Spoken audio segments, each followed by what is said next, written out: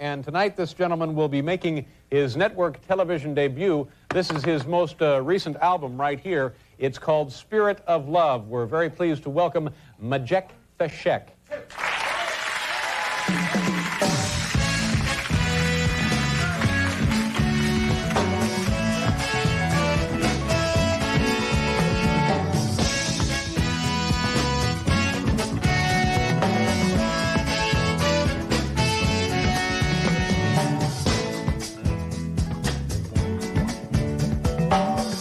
Arise from your sleep, Africa. Rise from your sleep, America. There's work to be done, Africa. There's work to be done, America. But if we unite, we will be free. So long, too long, so long, too long. We've been sitting down for so long. We've been fooling around for too long. We've been sitting down for so long. I have not been fooling around for too long. So long, so long, too long, too long, so long, for too long, too long. Hey.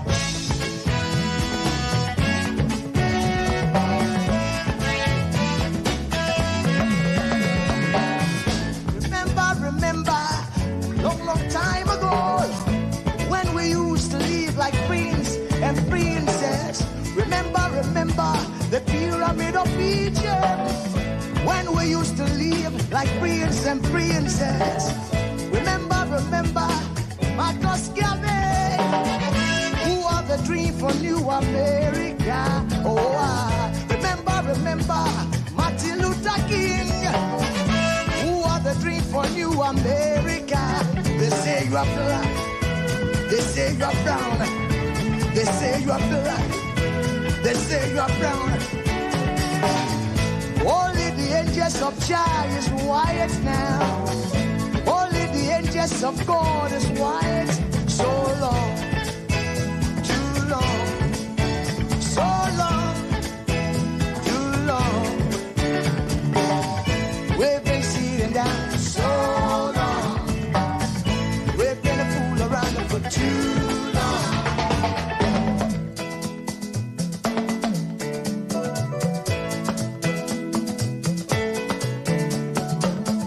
Arise from your sleep, Africa. Arise from your sleep, America. There's work to be done, Africa. So much work to be done, America. But if we unite, hey, we will be free. So long, too long, so long, too long. Pressing down for so long.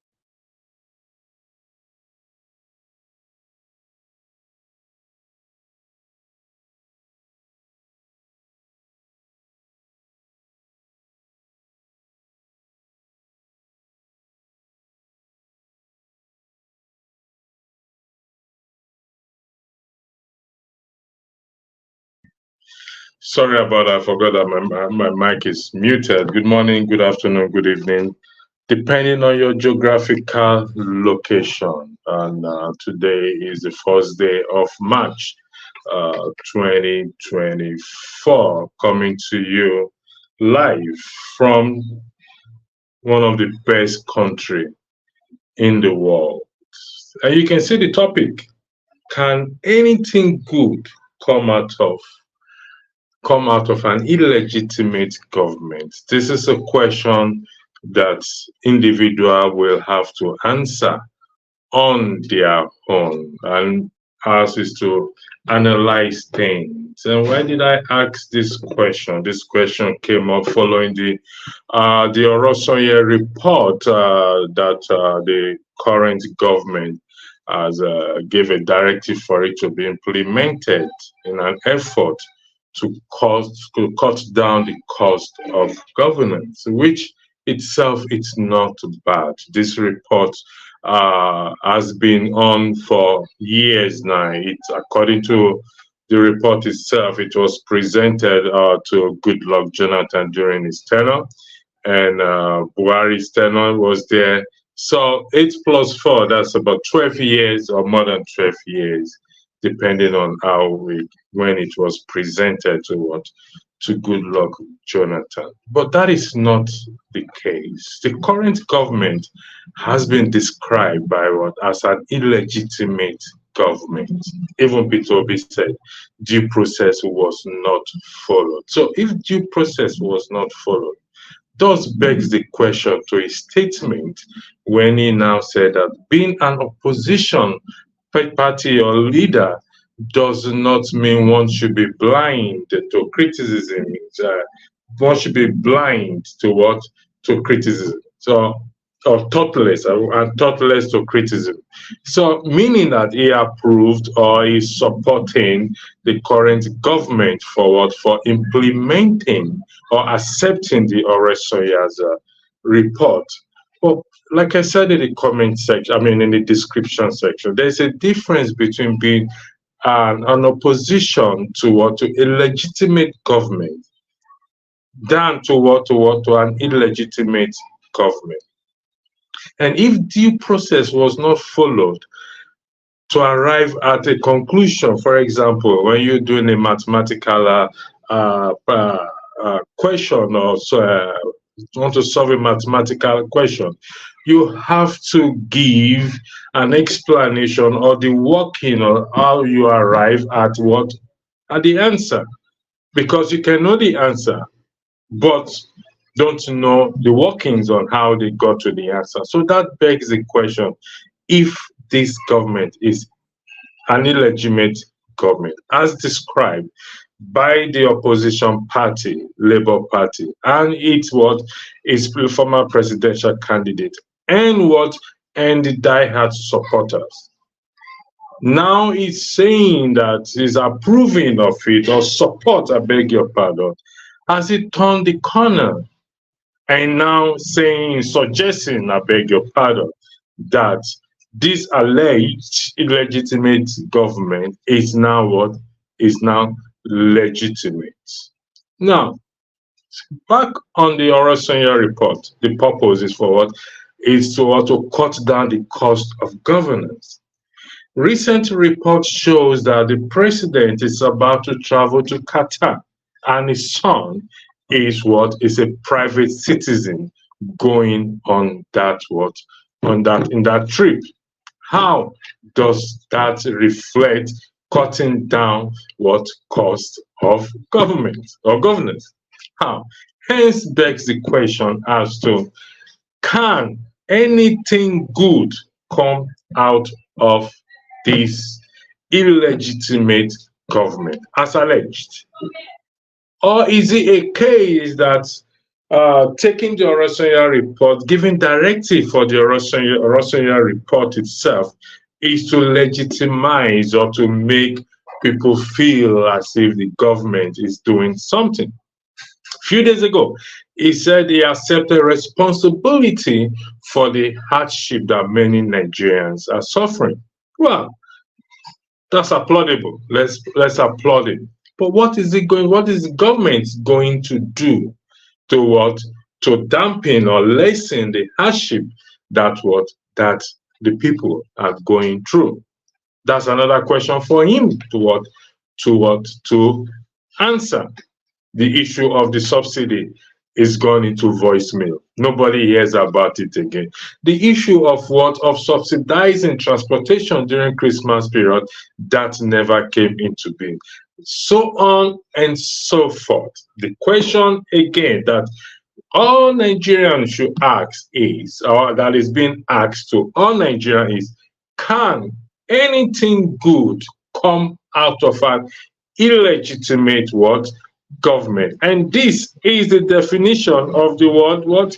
Illegitimate. It means what it's defined as not authorized by the law, not in accordance with accepted standards or rule. So when Peter Obi is now making that statement, I think I need to get the statement out itself and read it out properly. When he made that statement as to being in opposition does not, just give me 1 second, screenshot, I have it here, I'm going to pull it out now, and I'm going to read it out for us to get exactly what he said.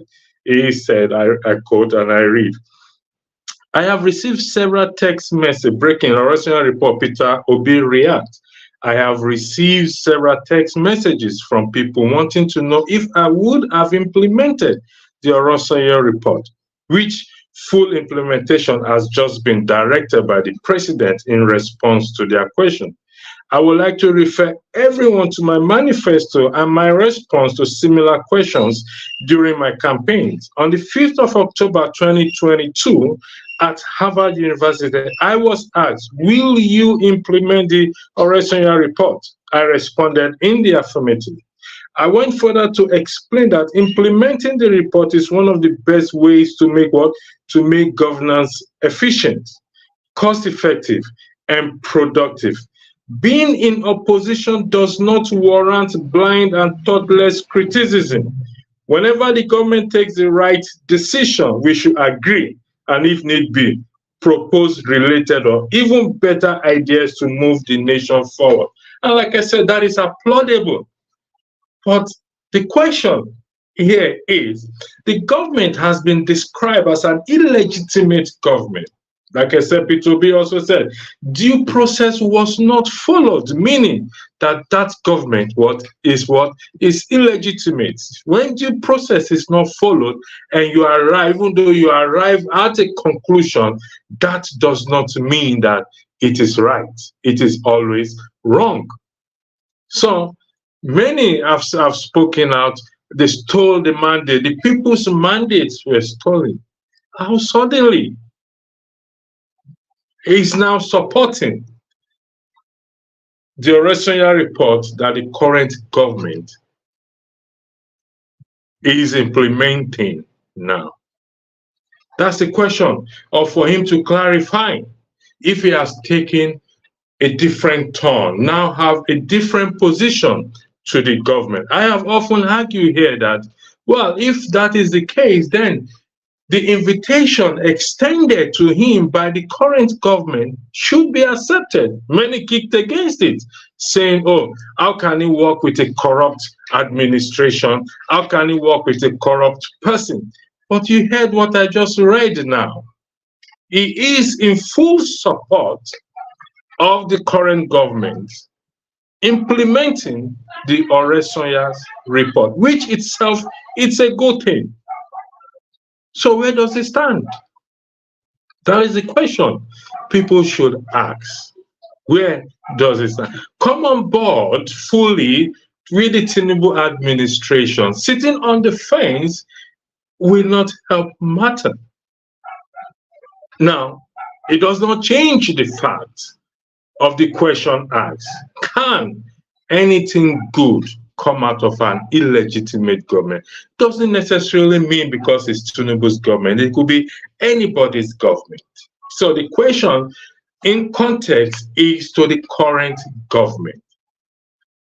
His son is listed among those traveling to Qatar. Maybe when the day or the time comes, it will be withdrawn due to what? Due to people crying out. But should that go ahead, it begs the question as to, are they really interested in cutting down costs of governance? which I doubt. He accepted the responsibility for hardship. In my opinion, following accepting that responsibility, which I think is even is a blindsided thing, or he did it or said it blindly, or he was pushed to say it because the hardship has been there before he came on board. But fair enough, he accepted it. In my opinion, I think the next thing he should do is to step down and hand over the government to what? To his vice president, Shettima. That Nigerians may kick against that and say, oh, why should they hand over to Shettima? Because it's alleged to be what? To be sponsoring Boko Haram. We can't have it both ways. Not possible. Either you support the current government in its present state and stop being negative towards it, or he steps down and hand over to what? To the vice president as stipulated by what? By the law.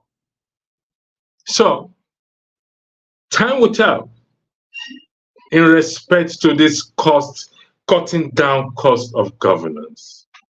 I don't think it will work, but for those of us who think it will work, we'll wait for it to see how it goes. People are watching. Nigerians are watching. We will see in the next coming days, weeks, months, if indeed governments, particularly the legislative arm, will cut down their own expenses. If they will return the SUV that was given to them, if they will, because the reason they gave for buying that SUV is because Nigerians' roads are not good. So it is good for the citizens to drive, or the ordinary man, the hardworking man, the one who is suffering hard to drive on bad roads, while they can have SUV and drive quietly with bodyguards and whatever it is they get and drive. So we'll see the reality, or how realistic they are in cutting down cost of governance. Peter Obi has clarification, has to clarify himself in respect to what his position based on that comment, because it is contradictory. Once you have said a government is illegitimate, and the government did not follow due process in respect to the 2023 general election, and he went to court, and they still came out, him, his supporters, his lawyers, Okonkwo, whatever his name is, Kenneth Okonkwo, every one of them came out, said the judiciary or the judges were bribed, hence they supported Tinubu. So, if that is the case, if it is true, why will he support the Orosenye Report in this present government? Is he playing the script as people have alleged? Yeah, this life is so sweet. That's what I keep telling people.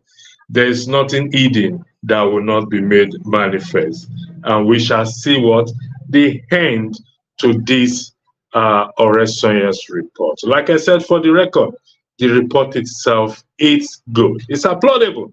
It took effort for someone, individuals to put it together, to cut down costs, merging ministries and departments together, scrapping the ones that are not necessary. I have read it. They are good. And according to what Peter Obi also said, it should be applied to other sectors as well too. However, the question still lies, can anything good come out of an illegitimate government? For those of you who have joined me in the comment section, thank you very much for coming a seed. You said my argument doesn't add up. How? Please, let me take your next comment. Coming on board is not necessary to support an independent report and doesn't negate the fact that the government is in place through government is in play. The government is in place through illegitimate government. You said again, it's not contradictory. Well, let me ask you this, because it was in his what? In his manifesto. Agreed, I read it. It's a manifesto. Sid, if you can answer this question, I will really appreciate it. If you are still there, if not. Peter Obi did say, could you confirm in the affirmative, yes or no, if that would be possible? Peter Obi did say or stated that due process was not followed during the 2023 general election. Do you mind confirming if you heard that? So, if you heard that, you said my argument doesn't add up. How? Nigeria has never had a legitimate, sorry, let me go back until we hear from Sid. Let me take the next comment. Nigeria has never had a legitimate government since Nigeria come to existence. Thank you, Sid, for getting back to me. Much appreciated for this interaction. So, if due process was not followed and you arrive at a conclusion or an answer, if you want the link, I will, let me say, I'm using my phone, I'm not using my laptop, so I should be able to, hold on one second, private chat cancel, let me see if I can. I'm using my laptop. Okay, yeah, I think I can get the link now. I got it now, and I will paste, go to comment here, and I will paste it in the comment section for you. Hold on, where do I paste this? No, it's possible. I got the link. I just need to go to comment section because I'm using my phone, and to paste it. Okay, this is wonderful. Okay, post comment. I found it. Don't worry. There's always a way around. Yeah. And that is the link there, Sid. I just sent you the link for you to come on board if to join the platform. So going back to your comment, I have also, you answered yes. So if until such time that you come onto the platform, so if due process was not followed, also it is alleged, or it was alleged, that the judges were bribed. Hence, the matter favored, the judgment favored APC. Further, it is also alleged that Yakub Momodu, the INEC chairman, also was equally bribed, allegedly. And you also are aware that recently there was a campaign for a day to curse Yakub Momodu in respect to this. So, if Peter Obi himself said that due process was not followed, hence making the government illegitimate, why does he think, or did he take the position by making that statement? He made that statement during his campaign. He is not condemning the Orosenye Report. He has criticized his current government in their spending. Why sudden change in position? In applauding this government in respect to the Orosenye Report. So, please, I need you, Mark. Okay, sure. Yes, let us see, the sweat for the UK. Sure, well, it's not easy. You know this Nigeria matter. God no go shame us for Nigeria matter. Wherever you are, you will be sweating, eh? But it is what it is. It's Mahmoud, not Momodu. Sure, I think you are misrepresenting the man's name. It's Mahmoud, not even Momodu. And thanks for coming in. I am waiting for Sid to respond. He has responded yes. I have asked him several questions. Maybe, sure, you can weigh into it. The Tinubu government, it's described, allegedly, let me put it that way, as what? As illegitimate government, irrespective of what went wrong. happened during the 2023 general election. You're also aware of the Orosenye Report that directive has been given, and probably you've read the Peter Obi's position in respect to that. Why the sudden change in position when he himself has largely criticized this government, stating that due process was not followed? Now, when we were in school those days and we were doing mathematics, in Yoruba, we say wuru wuru to the answer, meaning that we do the workings, we know the answer already, we just write anything, blah, blah, blah, and we just get the answer there. Fortunately, the lecturers or the teachers knows very well, and they fail us, and they say, go and tell us or tell him or her, the teacher, how you arrive at this answer. And that is what the APC or the INEC could not provide to Nigerians as to how they arrive at the conclusion that the APC government actually won the 2023 general election. So that makes it illegitimate. So why the sudden change in position? Because where I'm sitting from appears that he has taken a different turn. Now saying, everyone, let's support this government, or appears to be saying, let's support this government. If that is the case, there's no shame in coming out and saying it, and his supporters also should also come on board. I have always said, the position that to get things right, we cannot sit on the fence. We can't distance ourselves from the government.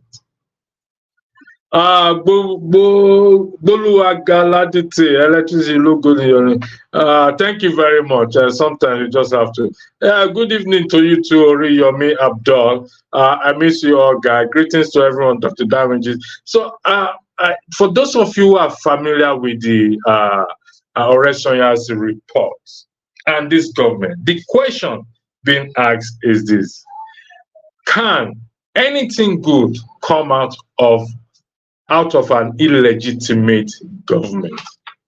Can anything good come out of an illegitimate government? Can anything good come out of it?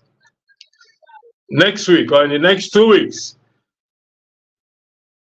he will be traveling to Qatar, the president, and his son is listed also as private citizen to go with him. How is that cutting down cost of governance? What role is his son going to play in Qatar? Is that not a waste of money? Huh? You guys, we are here doing serious business. I return. Thanks for joining. Sure. The reason electricity is sweating is because he just came back from the gym. His room is warm due to heater. So that will necessitate his sweating. Adman of President, good to see you too, McNally. With regards to the reports is outdated and gone past its sell. Gone past its sell day. No, it has not gone past its sell day.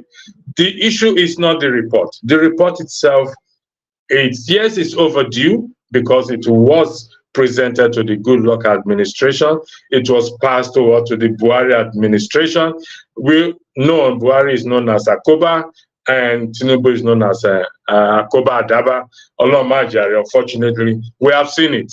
We've seen the suffer. So the report itself is good. I think somebody see it. Thank you for joining. My apologies. I'm just picking you up right now.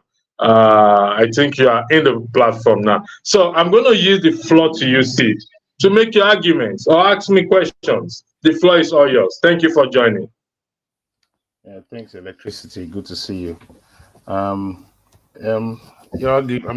You've presented your arguments, but I think I have reservations with regards to the argument. First of all, we agree that Peter Obi made a statement with regards to his view concerning the Orosenye Report in his manifesto. So that is clear, which you agree.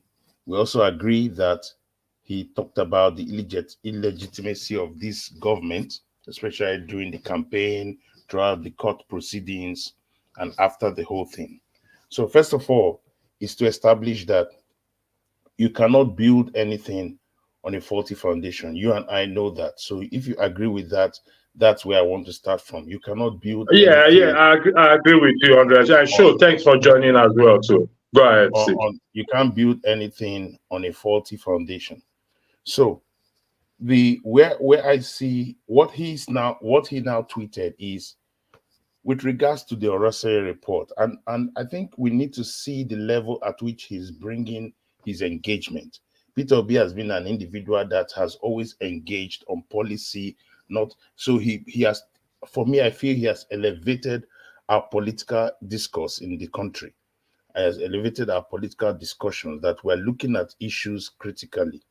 So first of all, he did not disabuse the report because the report is an independent report, which we should all agree on, that this report is an independent report that's brought to each government for implementation, and each government had sidetracked implementation. Now, the Tinubu government, which he regards as illegitimate, and he has been harpooning, he has been putting a lot of pressure on them because of their seemingly rascality. Right from this government, we have seen them buy cars, we have seen them do so many things that show that they are not thinking about conservative process with regards to governance, with regards to reducing cost of governance. And so Tinubu's government, even in the international community, is seemed to be a government that is frivolous. They are just spendthrift. Now, Tinubu is playing to the gallery as usual. He suddenly says, Orosenye report. Did he not see that report before announcing his ministerial team? Did he not see the report before he has been jocketing throughout the globe? And even that report, one of the things in that report is that there's no office for the first lady. Even now, he has the first son and all that. But what Peter Obi is trying to say is that I believe in that report because already I've talked about it. Just like what Peter Obi has talked about subsidy, he has talked about this report, that he's going to implement this report to the fullest. He's going to implement. So him saying, I'll implement the report to the fullest is not a problem. And him saying that, okay, the government has decided to implement a report. That's a good thing. However, the challenge is the government truly implementing that report to the fullest? Because he has a plan. He has said it clearly how he intends to implement the report. So there's nothing contradictory to say this government has not come through a legitimate process. They are not standing on sure foundation. And so the government is all the government is trying to do is what people do when they have a wrong foundation. They try to prop up to hold things back so that people will have that understanding. Oh, he's doing something good.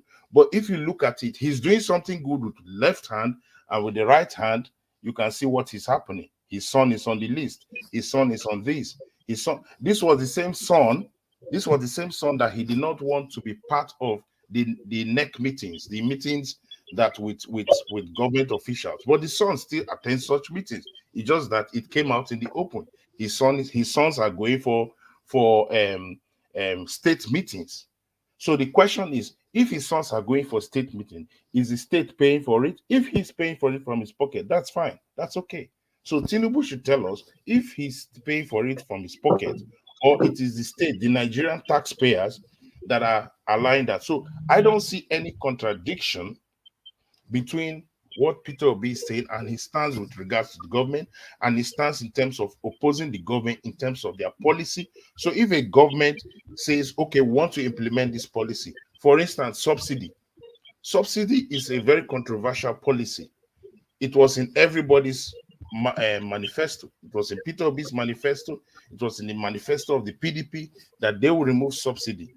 But every person's implementation is the problem. So Peter Obi supporting a policy of the Orosenye Report is not contradictory, because he can support a report because the report is independent. Okay. So you can't say now, finally, as I learned, you can't say because he's supporting a report that a government wants to implement, that then he suddenly should come on board for the government. No, even previously last week, he talked about certain economic policies. And he says government should look at these economic policies and track it differently. So he is contributing to the government from the place of opposition. Okay, thank you, Sid. I'll come back to you because there's a comment I highlighted by McNally. I'll come back with that comment. On the screen, there is a definition of what illegitimate means. Not authorized by the law, not in accordance with accepted standards or rules. And you did say that it's already anything. We agree that anything built on a faulty foundation can never work. And I believe also that, or I argue that Peter Obi also believed in this as well. Before I come back to you, I'll go to Shaw because I have some questions. I picked out some things from what you said, but let me give Shaw the floor to weigh in into the topic. Can anything good come out of an illegitimate government? Sure, welcome to the platform. Thank you, Electricity. Sid, good to see you. On a side note, Sid, whatever room you're sitting in today, you should go to that room all the time. This is the loudest you've spoken since you've been joining this platform. You know, you're not whispering today, or maybe the ladies are not in the comment section. You know, you're talking and we can hear you properly. No whispering, no sexy bedroom voice. That aside, so the topic itself, or the question itself, can anything good come out of an illegitimate government? Yes, some good will come out, but like Sid said, they will give you one, they will take five, because it's the nature of people who are dubious. You know, they're there for themselves, not just Tinubu, anybody, any group of people who are dubious. If you have to unalive people to get to power, if you have to bribe to get to power, then it can be genuine love for the people. You're there for yourself. So something good, you know, might come out of it as byproduct. But while you're looking at that one thing they're giving you, while you're distracted, they're taking 10 from you. That's what would happen in most cases. Now, to go into the crux of it, I think you're talking about Peter Obi's tweet, where he commended the administration for adopting the Orosenye Report. You have to remember, Peter Obi is a politician, and he has to be circumspect. He has to be wise. And he has to be seen to be wise. Right? You and I can come and say this is BS, it's just this, they are lying, they won't implement it. Imagine Peter Obi saying that. It's bad optics. He's a politician. We have to remember. It's bad optics. You can't just, he cannot just criticize everything for the sake of crit. I can, and sometimes I enjoy doing it, but Peter Obi has to be different. Now, what Peter Obi is saying is, this report, like Sid said, stand alone. It's a very good recommendation. And that's why they all keep running to it when they get into power. Oh, we're going to implement the Orosenye Report. Of course they won't, or they will take one or two things and implement and ignore the rest. So what Peter Obi is saying is, if they will do it wholeheartedly, it will be nice. But it's like expecting, don't let me use those sort of examples, but you know, Peter Obi knows, he knows they won't do it. It's in their nature not to do it, because doing it would go against everything that these people represent. They said Orosenye Report is good, but Tinubu's children are going to Qatar to do what? We saw the convoy in Lagos. They reduced it to the last one we saw that everybody talked about, but it's still too much.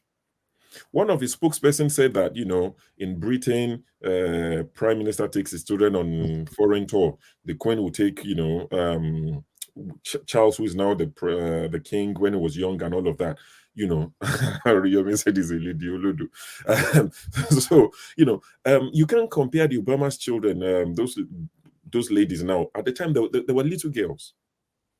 So you're comparing those sort of things that the world leaders will take their children on foreign trips for education. What education is Sheyi Tinubu and Yinka Tinubu? I don't know, maybe that's the name. What education are they getting in their late 30s, early 40s? You understand? So in one breath, you're saying you like the Orosenye report. Immediately, you are going against everything that report is advocating. Peter Obi is not foolish. He knows they won't do it, but he has to be seen to be objective. He can't just go all out and say everything they do, even the things they've not done in the future, is rubbish. He can't do that. You and I can do that and get away with it. So Peter Obi is a politician. Let's realize that. So these guys, in terms of the report itself, will they implement it? I don't think so. I'll be happy if they did and cut cost of governance. But even Tinubu, when they went to the last Dubai, one, and they said, they took 1,400 people and the whole country was up in arms. And they said, going forward, we would only take 20 people. This time they've taken 38 or 40. The same 2 days after you are saying the Orosenye report is good, they're not going to do it because it's going to affect how they operate as a people. It's job for the boys and the girls. They have too many people they're indebted to that they have to satisfy. So they have to keep employing and take people along. And, I was reading that they have somebody called a luggage person on the trip and all this other sort of nonsense that they do. I'm sure you can get somebody. We have foreign office everywhere. You can get somebody from the foreign office who is in Qatar to help them with their luggages. I'm sure there are people who we pay in those countries. Do you understand? I mean, Femi Falana revealed something a few years ago, when he was talking about how much you were paying on rent on a particular embassy. What country was it? I was shocked. Maybe about $700,000 a year or something stupid. And we've been paying that for like 30 years. These are the sort of things you can come in. I keep saying it. They are low-hanging fruits. That things you can do that won't cause any issue. But the people would love you and trust you for it, but you refuse to do any of it. Those sort of embassies that were just spending dollars and spending, then they will come and tell you that is the one tie that you buy, that you save and save and save and buy that tie to impress yourself as a Nigerian living in Ibadan, Lagos. They will tell you that is that one tie that is causing the issue. It's like when I tell people in the UK, they tell me, turn off your light and let's save the planet. I tell them, I have one bulb in my room. That cannot be the problem of the planet. Have you seen Canary Wharf at night when there's no one there? The whole place is lit up. All the skyscrapers light is my one bulb. Let the planet blow if it wants to blow. My bulb is not the problem. Do you understand? So it's the same thing that applies to these guys. See, Tinubu is going to do is he's told you, don't kick me out. Let me finish my 4 years. After 4 years, kick me out. He knows he's playing the long game. You want to kick Tinubu out in 4 years? How? Which election are you holding? When he wasn't in power, he did what he did. You now think you now want to go to the master of snatch it, run and something. Nobody is winning 2027. Let's forget it. So thank you, Chef. In the conclusion, not the broadcast itself. What I understand from both of you is that, though regardless of Peter Obi's statement, he knows that the government will not implement or it will not work. Would that be correct? Yes, it's like telling Pablo Escobar in those days that although you are giving people money in all these poor neighborhoods, but please, can you stop selling drugs? So if it comes out, what will happen? What will happen if it comes out to condemn that, to say that the government will not implement this? How does it sit with his die-hard supporters? He will do that, and he's been doing it. He just has to give them the benefit of doubt for optics to say this one that you've said you would do, I second it, I support it. But tomorrow, don't be surprised Peter Obi comes out and says, despite the Orosenye report that you said you're going to implement, taking this many people to Qatar is wrong. Don't be surprised he does that. The truth of electricity is this. This is about politics, and it's all about, okay, you've got an independent report that the whole world knows about, all right? Governments for 12 years have seen that report. Now you say you want to implement it because you can see both international and local pressure saying that your government is overblown, everything in the Senate and everything is showing, and then you keep telling Nigerians to endure, and Nigerians are pressurizing some on the streets through different, and it's across board, both professionals, everybody is feeling the pressure. The government is feeling the pressure. So the government is trying to show, okay, we're listening, we want to implement this whole report so that we create our own optics, because we also need to buy favor. All right. So the one of the topmost opposition party men, Peter Obi, says, oh, that's good. It's a good idea. Let's see you implement it. And before we get out of putting the paper into offices, it's already dead on arrival. It's obvious to everybody that it's dead on arrival, because look at the list of people going. Look at his list. Even what he said he would do, 20 people, he has exceeded that. So it tells us that, it tells everybody, every sane person, every person listening, that they can't implement it. It's obvious they can't implement it. All right. The first thing that they will do to implement it will be to close down the office of the First Lady. That cannot happen. So already he knows that they have set themselves up for failure. And oppositions like that, because the next thing is, you said you will implement it. We said, well done, go ahead, implement it. We support you to implement it. But now, can you implement it? No. You start bringing out the report. It's now in the arsenal of Peter Obi to say, this is the report. Number one, not done. Number two, not done. Number three, not done. It means you are telling us you're gaslighting Nigerians.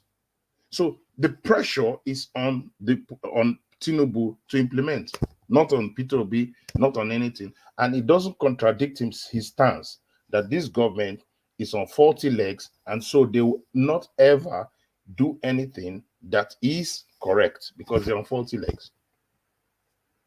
Thank you very much. The next topic, I'll go to you, show first. I believe you heard me when Tinubu a few days ago accepted responsibility for the hardship. Why are you laughing, for crying out loud? Should we end the broadcast?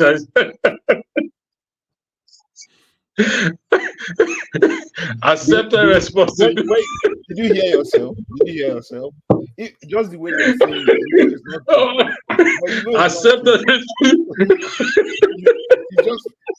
Just hearing it knows. You see that those two things don't work together. Those two things don't go.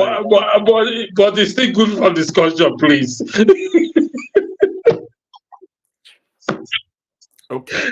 So he said he has taken responsibility for the hardship.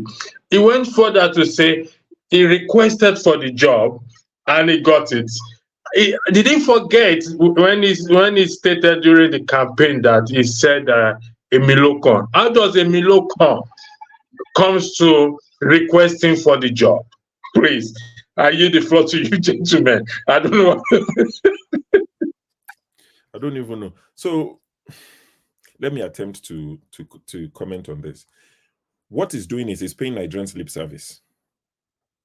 He needs to say something. So they told him to say, accept responsibility. All the sycophants around him are saying it's not his fault. Even Ambode came to say it's not his fault. Cardozo say it's not my fault. Everybody's saying it's not their fault. They're blaming Buhari, which is something I predicted before the election. I said if Tinubu wins, the APC Yoruba wing or the Southwest wing will start blaming the APC Northern wing, which is what they're doing, because it will be foolish of them to still be blaming PDP after 8 years of Buhari, so they can't go that far. So they have to blame Buhari one way or the other. Now, so he has to say something to the people. So by saying that I accept responsibility, how does that solve my problem? See, for me, it's actions. When they took away the subsidy, which we agreed that, it was being abused. I don't think it should have been taken away. I think it should have been implemented properly to make sure that it is not abused. It's a way of easing the life of Nigerians who live in Nigeria. So rather than go after the people abusing and exploiting the subsidy, you cut it off. So Nigerians are suffering for the sake of the few that were abusing the policy. But he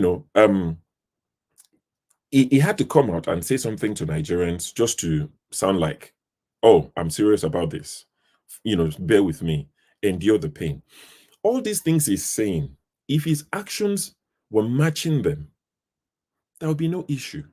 Honestly, imagine Tinubu, this convoy that we saw, that they blocked the whole, that they, freed up one lane for him and the other side was all, back to back cars. If that convoy was like 10 cars, 10, that would be different. And so, because for optics, some people, even myself, will be like, okay, it might not be much, but we're moving in the right direction. We've gone from like 100 and something to 10. That's something. Tinubu, he has the power, he's the president, and he's the leader of the party. He can tell all these people to stay in their offices and do their jobs. Why are you here? To do what exactly? If you need me, you can reach me. You don't need to come. And how much conversation do we even have? You just line up, you shake me, you bow, and that's all the conversation we're having. I'm not going to see you. I'm not going to talk to you anyway. So he could do all those little things. So his actions will begin to match his words. He could easily say, I promised 20 from the last 1,004 that we took to Dubai, and I said we're going to reduce it to 20, but look at us going to Qatar. We have only 16. We're not even taking the full 20. Those are simple things. And that's why when they say, if you love this country, come and give us the advice you have. Come and drop your advice. Don't stay and be criticizing. See, anybody that tells you that, I don't advocate violence, but please slap some truth into them. They know what they are doing. If you tell me to come and advise Tinubu presidency, not him as a person, the presidency, are you telling me that amongst all these thousands of people, these freeloaders hang about, none of them can think these are easy wins for us? Let's see, if you're asking for help on big economic decisions, bilateral agreements, if you're asking for help, if you're asking for advice on those things, you need seasoned professionals. I can understand. But I'm saying that the things that does not require thinking, the things that you can ask an SS3, at least one of the school prefect, the one that goes to school, assistant school prefect, the ones that you can speak to SS3 boy or girl, and they can tell you, cut the cost of governance. Do we need this many people? Do we need 46 ministers? Now see, when they said they were, did you see the list when they were merging all this, when they read, even make you think, gosh, how bastardized is Nigeria? Some of these things they're merging. That's when you start to realize, so this one exists, this one exists, this one exists. For what reason exactly? So many duplicates. To help the You understand? And people are going to complain when it merges. So merging them is one thing. Would heads roll? Would people lose their jobs? Because you can merge things and you still keep the staff.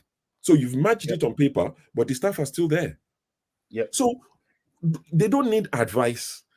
They can do simple things that requires no thinking, that requires no professional. I'm not a political scientist. I'm just an analyst. I come here and I talk my own. The little I know, I talk it. I leave it for the seasoned professional analysts who know how to solve Nigeria's problem. They stay all for hours and hours and they discuss it. Me, I come and say my 30 minutes and I'm gone because I'm not a professional. Even me that I'm not a professional, I can tell them 50 things that they can do that would start to, it would change things. There was a particular guy in the comment section. He's disappeared now, and may he never return. Every time, about 6 months ago, that I would say, cut the cost of governance. I didn't have to read Orosenye Report. Cut this, cut that. Don't let us spend money on this. I would list things like buying cars. I would list things like, flying Tinubu's son, flying the Nigerian presidential jet to Kano to watch. Do you know how much how much security would go into that? It's not your turn. It's their turn. I know, but every time I said things like that, there was a particular guy in the comment. He used to call me an alarmist. He said, all these things that I'm listing, how much would it come to? Would that solve the problem of Nigeria? And I used to tell that guy, it doesn't matter how little problem it solves. You people keep telling us we're broke, we're a poor country. And we are telling you that out of the little that we have, let us spend it judiciously. Let's not waste it on frivolities. But you're telling me, how does it solve the problem of Nigeria? In the grand scheme of things, have you seen the budget of UK? All our budget is not up to the budget of the NHS, which even makes it worse that your people are now squandering the little we have. I will give him simple examples like people do, and that's one thing they don't like. When you simplify the solution, they don't like it. It's like some religious leaders that they will tell you, the word. It is not, your carnal mind cannot comprehend it. You have to be in the spirit to understand the words. It's a lie. It is written in English for a reason. Read it and you will get it. I used to tell some of these guys that even if it is our primary healthcare centers that will provide free paracetamol, let us cut some of this cost and use it to buy paracetamol for our people. That's a win. Imagine everybody knowing that if I go to my primary healthcare center, I can get paracetamol if I have a headache. It's a win. I'm not saying move Nigeria to UK standards tomorrow. Let us celebrate our little wins. Electricity, as you do now, you're a father of a household. You are used to drinking your Hennessy Black or Hennessy XO every night, 1 or 2 shots after the meal. And your children will have 3 meals and they will have dessert at night. Then things change. Conditions are tough. Then you tell your children, oh, from 111, it is now 001. No breakfast. You eat school lunch. You come back and I feed you dinner. No breakfast and lunch in this house anymore. Things are tough. Your children said, okay, daddy. You, now that you are drinking Hennessy Black, I would expect you to change to start drinking Courvoisier. If things don't change, regular Courvoisier, VSO, not VSOP, 35 pounds. If things don't change, then you drop it to Ceremi, 20 pounds. If things don't improve, then you start drinking Trophy. Your children will know that daddy has to drink his alcohol, but he's making sacrifices. But when you're telling your children that no more dessert, no more McDonald's, you can't have eat out, you can't have takeaway, and you are going from XO, you are not drinking the one that Wiki is drinking, 10,000 pounds per bottle. That is what they are doing, and that's why the people are saying it is not making sense. But their supporters will still come here and tell you, oh, you like to complain, oh, you like to win, you will for 8 years. Who is willing now? How does it affect me? It doesn't bother me personally. But there are a lot of Nigerians who don't deserve this. Out of the little we have, let us be judicious. Thank you, sure. Sid, I need you to weigh in. Sure, I'll come back to you in respect to. Back to work, Okay, I hope I come back to you soon. In respect to that, the word of God you mentioned, because it's prayer. I'll come back. Can you weigh in on this, Sid? According to this Collins account, the masses contribute the problems more, and the government is not helping us. So why dollar should affect local products? Here in Germany, I never see or hear that foreign currency contribute to. He didn't finish the statement. Now, I agree with him to an extent, but I want you to weigh in on this, and I'll tell you why I agree with it. I mean, masses contribute the problems more. Not totally, but they have a part to play. But Peter B always says something: from consumption to production. A country that doesn't produce, when our manufacturing and our production is very low, food production, manufacturing of goods, different kinds of things, and so we're most likely a very, very important nation. So we import a lot of goods and a lot of food, supermarkets and all that. All right. So there's need. We import a lot of things, clothing, different kinds of things. Nigeria importation is very high, and so because of that, there's need for the foreign exchange to do business. There's massive need for, so that's why there's that. Once the foreign exchange is impacted, it naturally affects the market. It naturally affects our market because we're not locally producing things.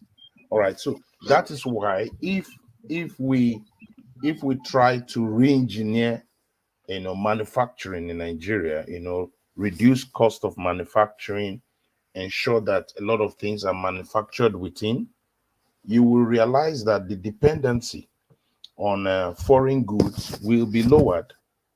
And so there will be less dependency on the forex, because we need to think of switching it the other way, where foreign exchange flows in.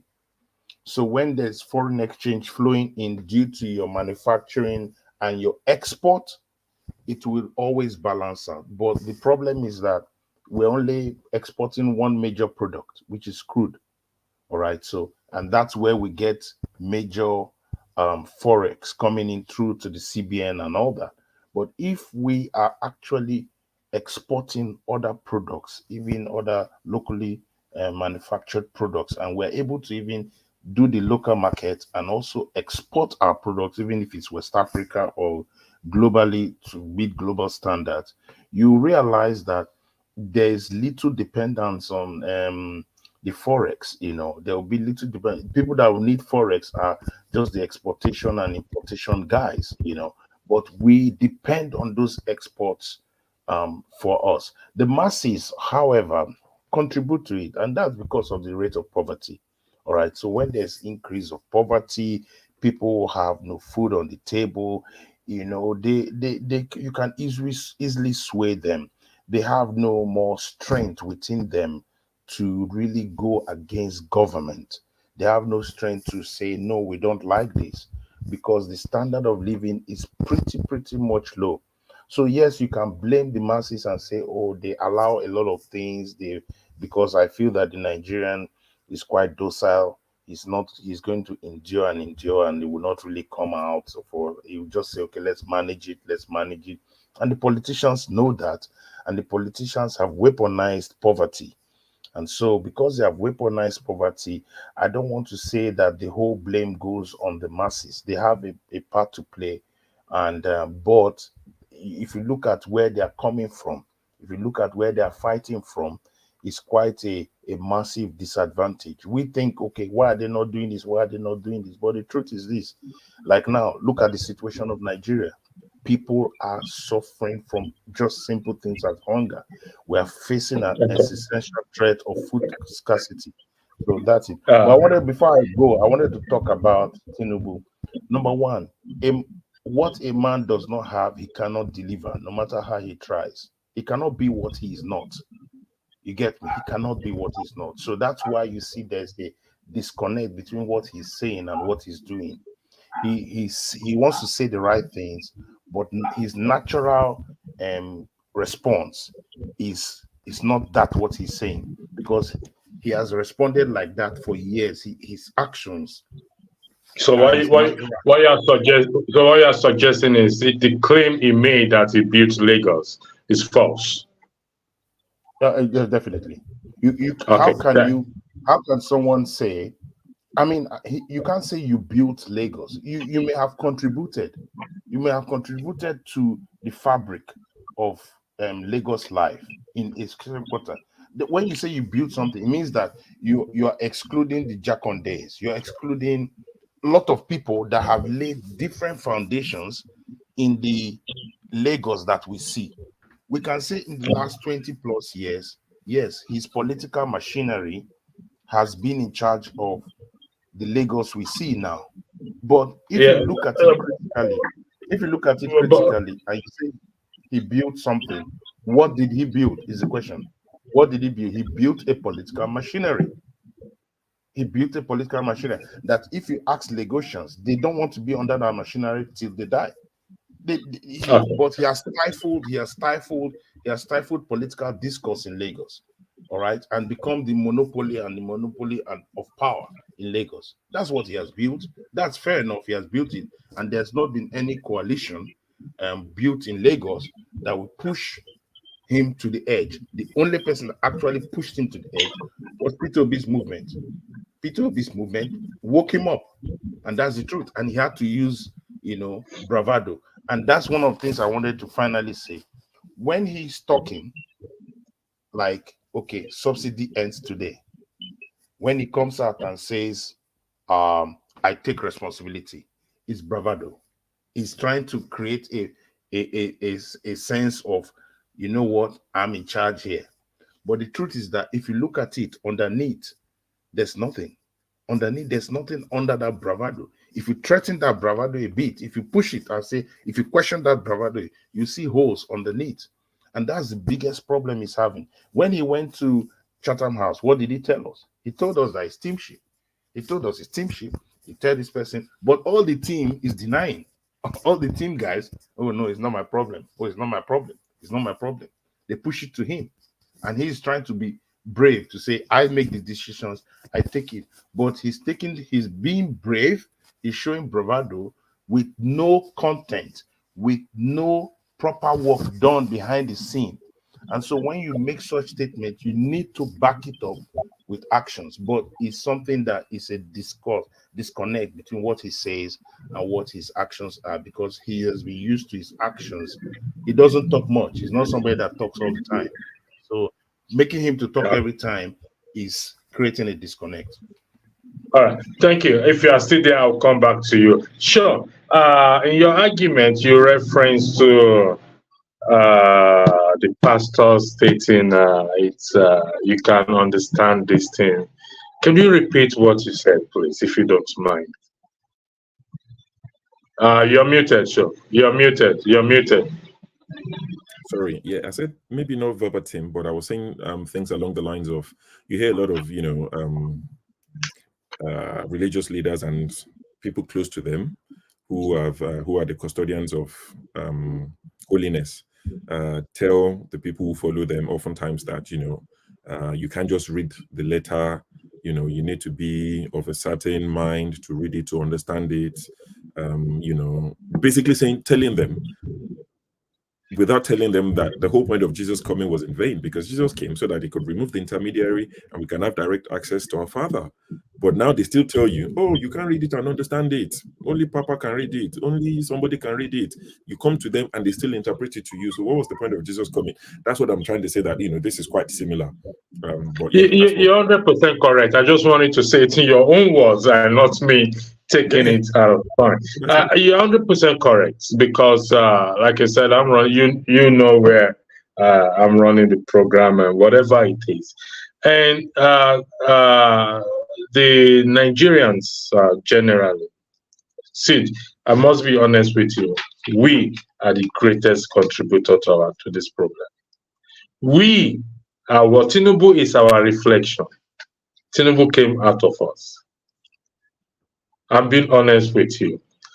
Tinubu came out of us. I'll give you an example.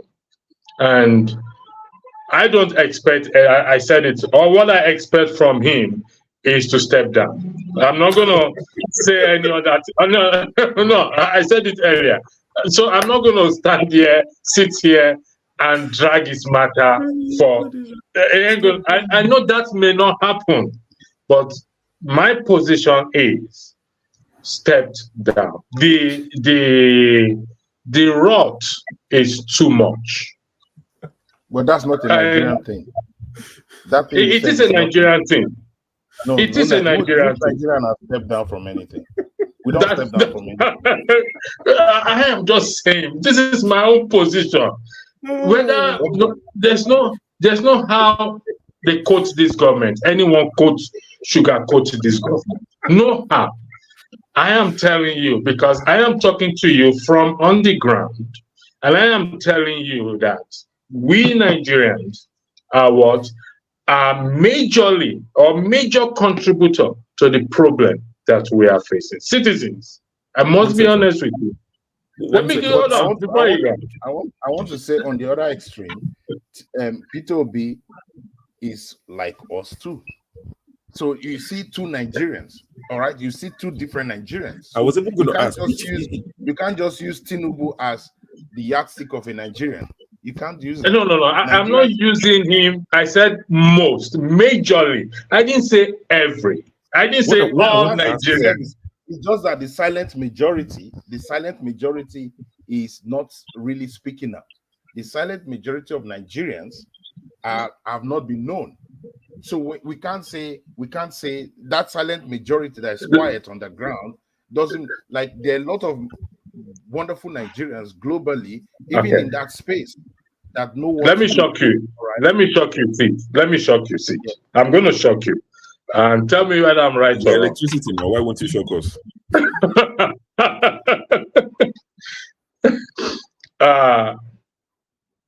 23 years ago. Okay, 23 years ago. I don't know who was president then. I don't have a driver's license while driving in Nigeria. That means I must have given the policeman something along the road. Would that be correct, Sid? Sid? Yes. So just before you proceed on that statement, what I want to ask you now, like you told Tinubu to resign. What is the punishment for somebody that does that? That gives bribe. No, that drives without a driving license and gives bribe. What's the punishment? I think there is a law for it. Why have you not gone to submit yourself to the police? Thank you for that. No. That is a good thing. That is a good question. Now, in giving bribe, I don't think, like I said, I don't think there is a direct law that punishes one.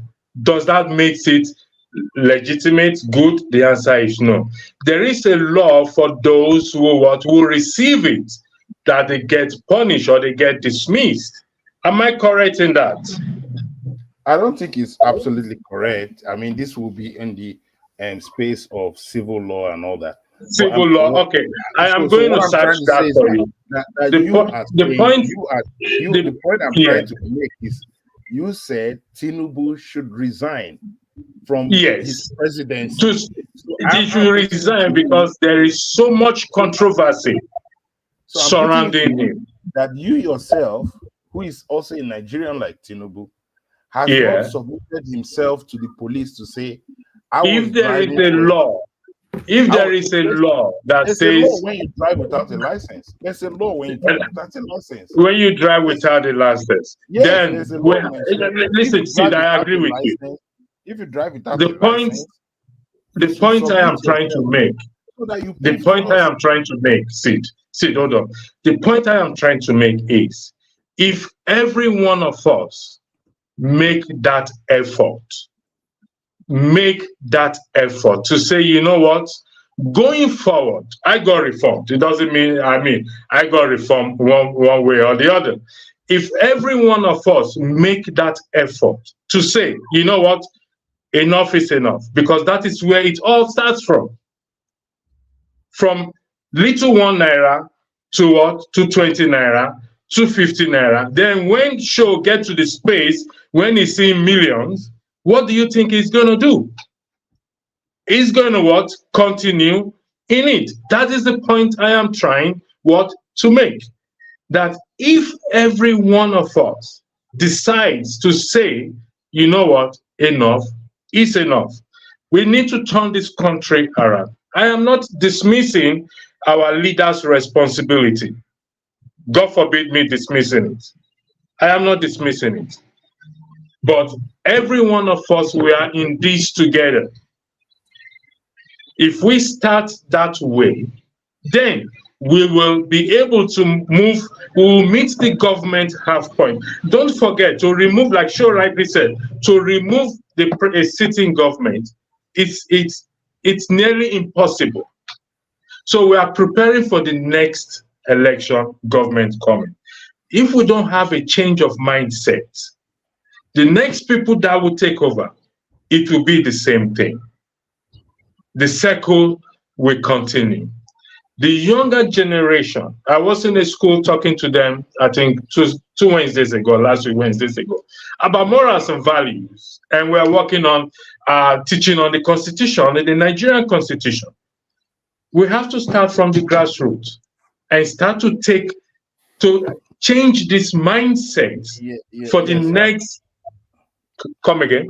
I agree with you on change of mindset. I agree with you on change of mindset of Nigeria, but that's not the only solution. You see, it's part of it starts from there. I have to be honest with you. You know that this election that got passed, Nigerians were ready. Yes, I agree. I was there. We must say that the country was ready, the young people were galvanized, and they went into an election.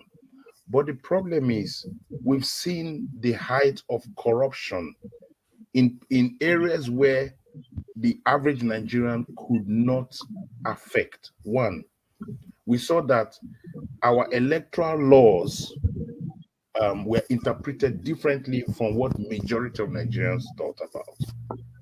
we saw that what we thought about 36 states and that is different with what the Constitution and those that are writers and interpreters of the Constitution, that's lawyers and the Supreme Court, interprets differently.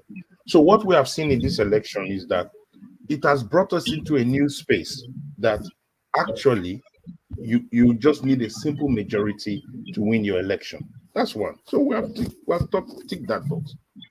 The next thing we need to look at is that it is not compulsory. It's not compulsory for INEC, based on what Supreme Court has said. It's not compulsory for INEC to show us results. They approved it in the Supreme Court. So now it is, how do we ensure that we play by the rules now, the rules that Supreme Court has set in motion?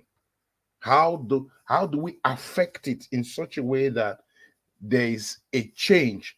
We no longer need to require a directive or a regulation from INEC, because the regulation from INEC was a gaslighting. It was not the real thing. When the real thing came, they came to the electoral laws. So there must be a clear effort, mobilization to go back to these electoral laws, because even if you change the mindset, even if you change the mentality of people and say, look, we need to vote right, we need to do right, we need to start making sure that each person's pillar that they hold or every sphere of influence, that is positive. So let's go back to that electoral law. The areas where we have had issues in this past election, we need to deal with it from the root. If not, everything you do, even after Tinubu's government, the next election will be rigged, the upper next election will be rigged, and it's just going to be mayhem. So I think it's important that we make those discussions as well as the discussion of an improved mindset. Thank you very much. Yes, the electoral laws matters. As you know, me to be, people call me a section, they tag me section 68 and section 110 of the Constitution. And I believe all these laws should be reviewed and implemented. It's very important. And you did hit the point. I'm not saying the name of the person who just joined us. I don't know if it's Mr. I'm not saying the name clearly. I'm using my phone to do it. So I'm not. Oh, Kingsley, welcome for joining the platform. So, Sid has said electoral laws. And that's, you see, why we change our mindset, we are also gearing towards also educating ourselves and the citizens in respect to these electoral laws and the Nigerian Constitution. A lot of people have gaslighted saying the Constitution is bad, which is incorrect. I think, sure, you highlighted some comments in respect to corruptly gives, and that is found in the Code of Conduct, section 6.1, 6.2, and section 8, that talks about not giving and not receiving bribes. Somebody highlighted it. I don't know who highlighted it in the comments section. As well too. These are what we need to educate. I'll give you an example, and then I'll yield the floor to you guys. I decided that, you know what, this is my personal decision. Anytime I'm going out of Nigeria, I want to acquaint myself with restriction. What is prohibited items? Because if I carry prohibited items, you know what the country is like. You'll be forced, or you'll be pushed to wall, or not pushed to wall. For you that carry prohibited items, you know that all you would do is to give them money. So I'll give you an example. I arrived, and what they call this trolley is 1,000 naira at the airport. So I have only 500 naira with me. Fortunately, the nun sitting by me, we got chatted, we became, and I said, ma'am, do you have naira with you? She said, yes, she has 500 naira. I said, please, let me have it. I'll give it back to you. You're waiting for me outside. I said, where's my ticket? And he gave me a ticket. I look at it, 1,000. I paid him 1,000. We went through immigration. That was before the trolley. We went through immigration. They told me, oh, God, show us love. I said, as I'm here, I am looking for love badly. I need love myself. I'm being honest with you. I need love myself. So I went through. We got to custom. I said, check my bag. If there's anything prohibited there, then you have to tell me what law that you are using to detain, to seize my item. You know, at the end of the day, what did they say? I better carry a while ago. It's not an easy battle. Because I was sweating. I said today, shishi will not drop from my hand. We have to start to, because I asked a friend, when you are traveling out of Europe, do you ever think you will bribe people at the airport in respect to your luggage? No. You check 23 kg in. If it's over 23, at their own discretion, they let it go. Or you remove it or pay the excess luggage. But when you are leaving Nigeria, you always have it at the back of your mind. Don't worry, we'll go find us something for them. We'll find us something. We'll put 26, we'll put 30 kg, including those in the baggage. Let's be honest with ourselves. This is not Tinubu that is doing it. No, it's part of it. You know, and it will get worse, because you know why? That's why people are very particular about your legal system. The Nigerian legal system is always tested, and when they realize that we don't actually have a good legal system, that means you have to find alternatives to survive. That's what. See, are you suggesting we don't have a good legal system, or the people who run the system? Are you saying we don't have good laws? We may not have very good laws in certain areas. Can you cite one or two, please? Can you cite one or two? I won't be able to cite one or two now, but okay. I know that laws can always be improved on, but the system also is a major problem. All right. The system, sorry for cutting you, the system that's what I'm going are to. The people. Wait, the system, like what I said, the system of making judges, all right, high court judges, magistrate judges, there's a lot of problems there. And if you look at seasoned lawyers talk about it, even Abakoba talked about it recently, just making judges, it's becoming a family business. And so that waters down your legal system. Look at the laws, look at the contradictions that happened in the governorship elections. There were a lot of contradictions. There were a lot of things that were even contradictory to themselves. And it's like the legal system is going into a bind on itself. And these things portrays differently globally. So they feel that when that happens, you are creating a lot of loopholes, meaning we can solve these things knowing that the system is not very legal. So, but if people are punished for whatever happens, if somebody is punished because he took bribe in the police cell, or if somebody is punished because they did not follow procedures, or if those things, if people are punished because of what they do wrong, you will see naturally people will just sit up. Naturally, people will just say, you know what, I don't want trouble. I just do exactly what I need to do, because citizens can now. Sorry, sir. Can I butt in? Hold on 1 second. Let me give Kingsley. Kingsley, I've been there for a while. Just give me a second. Kingsley, the floor is yours. Okay. I've listened to everybody, but I think we are not even looking at the real issue. The real issue is not whether we have laws. The real issue is not whether the recruitment process for our judges, our Supreme Court judges, and all of that. I want to refer us to this USAID. There is a course, they call it conflict resolution. They sponsor the course. If you go to their website, you want to study that course, you can register. Then they will give you, I think they pay for it. The US Congress pay for it. So there are stages, there are fundamental issues with Nigeria that we most times shift away from. We don't look at those issues. And those fundamental issues are responsible for what we are seeing today. That is why somebody like Tinubu can become a president. That's why somebody like Oshomole can become a governor in my state. So what are these fundamental issues? We look at the configuration of Nigeria. from ab initio, Nigeria was not designed to actually prosper. It was just a trial and error. Let us see how it's going to look like. If you look at Kingsley, sorry, I am going to interject.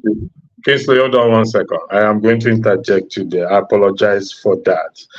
If you let's focus on the question and the discussion at hand. Okay, I understand where you're coming from and where you're going to, in order not to shift the discussion away. I mean, so please, yes, sir, I'm not actually shifting the discussion because yes, sir, I understand the what we are talking about, but it's like, you know, in Nigeria we do one thing.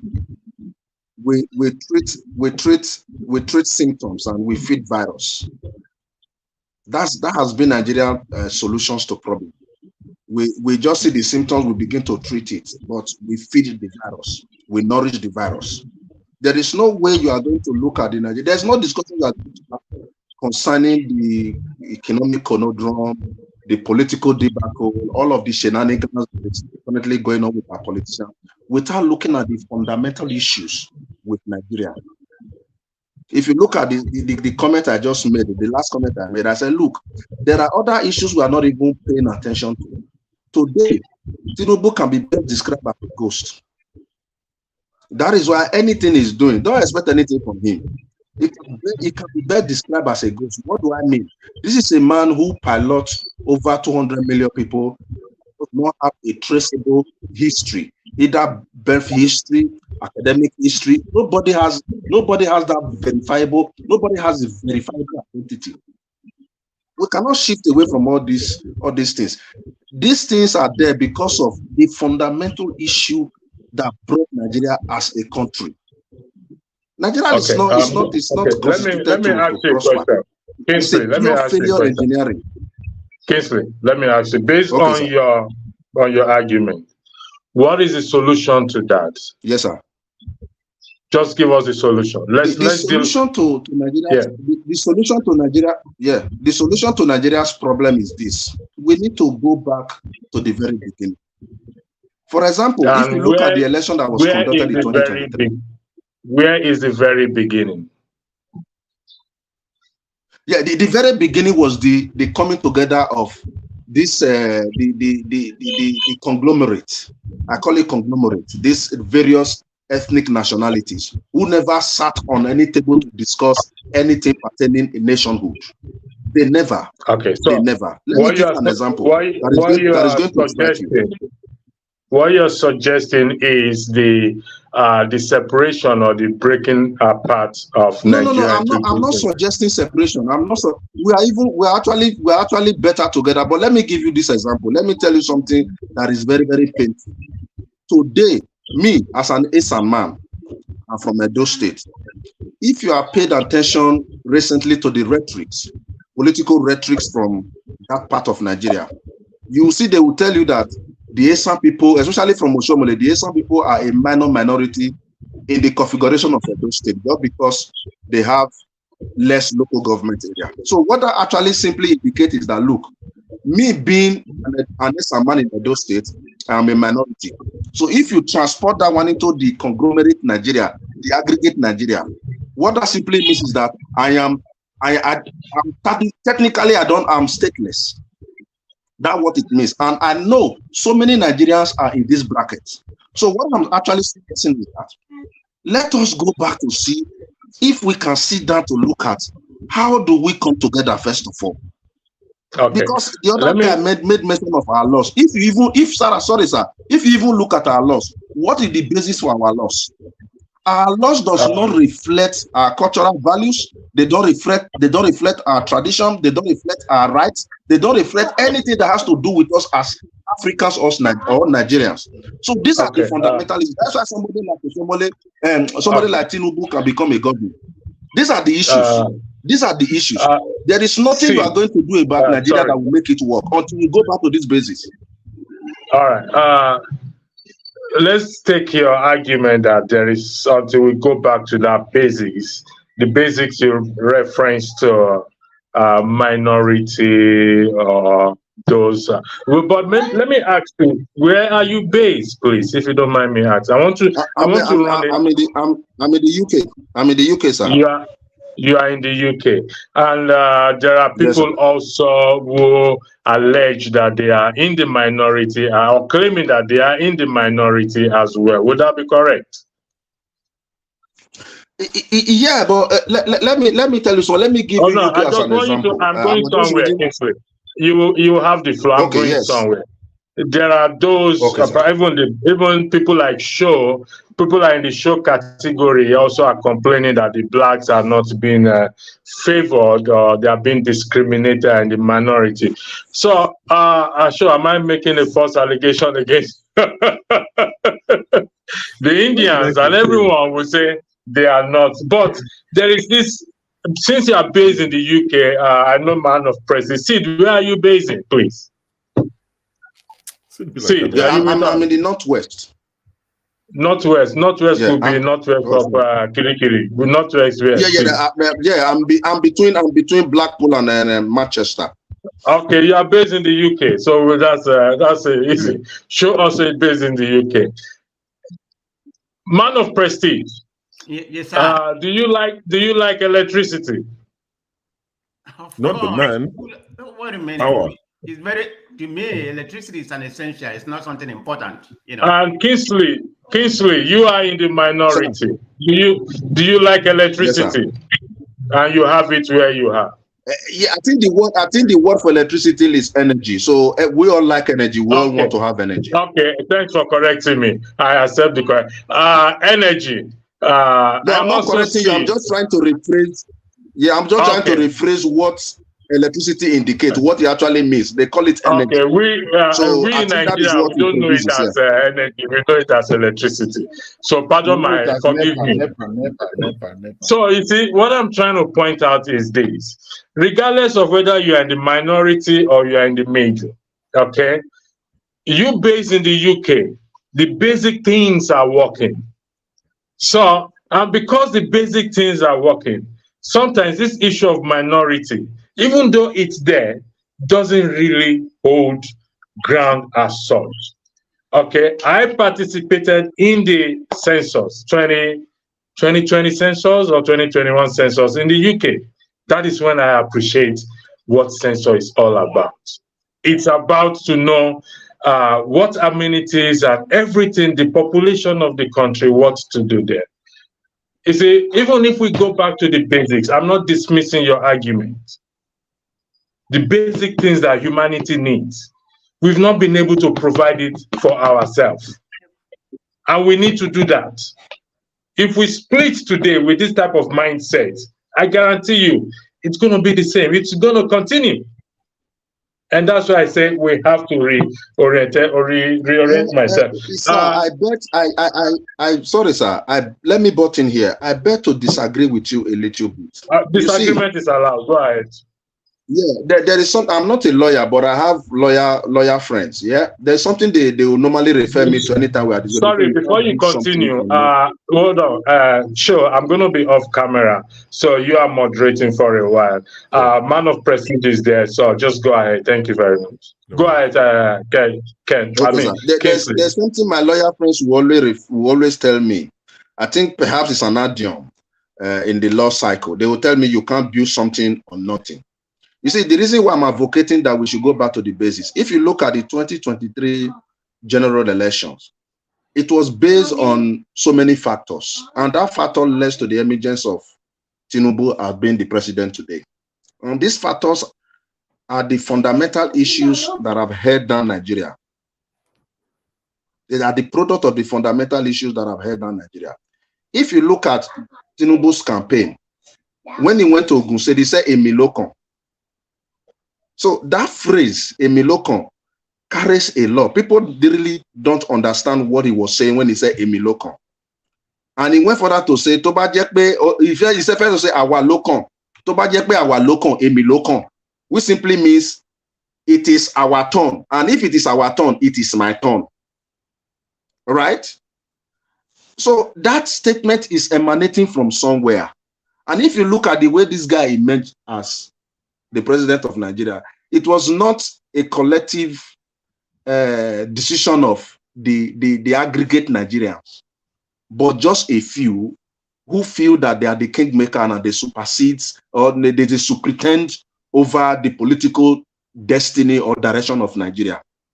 And this is happening because of that fundamental issue. If you're talking about having...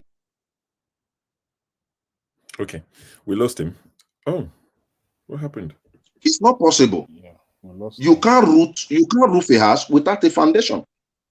So we need to go back to that foundation to see where we have made some structural damage, structural mistakes, and begin to fix it from there before we can talk about having... Let me even give you an example. Oh, he's gone again. Okay, so we've lost him completely now. It's not backstage. All right, I was just going to tell him to finish in a minute or two. Who's this aspect of fruit? Oh, I think this is one of forefathers regulars. Okay, I'm going to add him to the stage in a second. Man of prestige, I said you're looking like you're heading to the royal box of a Wimbledon final. You're looking very dapper. Good to see you, brother. Good morning, everybody. I don't know where it is. Are you in UK or not? I'm in the UK, so it's afternoon going into evening. Okay, yes. Afternoon. Good afternoon, everybody. Yeah, just before 5 p.m. No, I'm not. I just came out from a Zoom conference, so that's why. But anyway, doing big things. Good to see you. So I think the topic electricity is discussing before the last speaker was just asking, can anything good come out of this government? And that's off the back of Tinubu administration saying that they want to implement the Orosenye Report, which we all know what's in there, even without reading it, in its entirety. Basically, cutting cost of governance. That's what the report is about. So electricity is asking, can Tinubu's government, can they do anything good, even with this Orosenye report that they say they want to adopt? Okay, thank you very much. I read a little bit about that Orosenye report. To my own understanding, and it was emancipated from about 12 years ago during Jonathan, administration.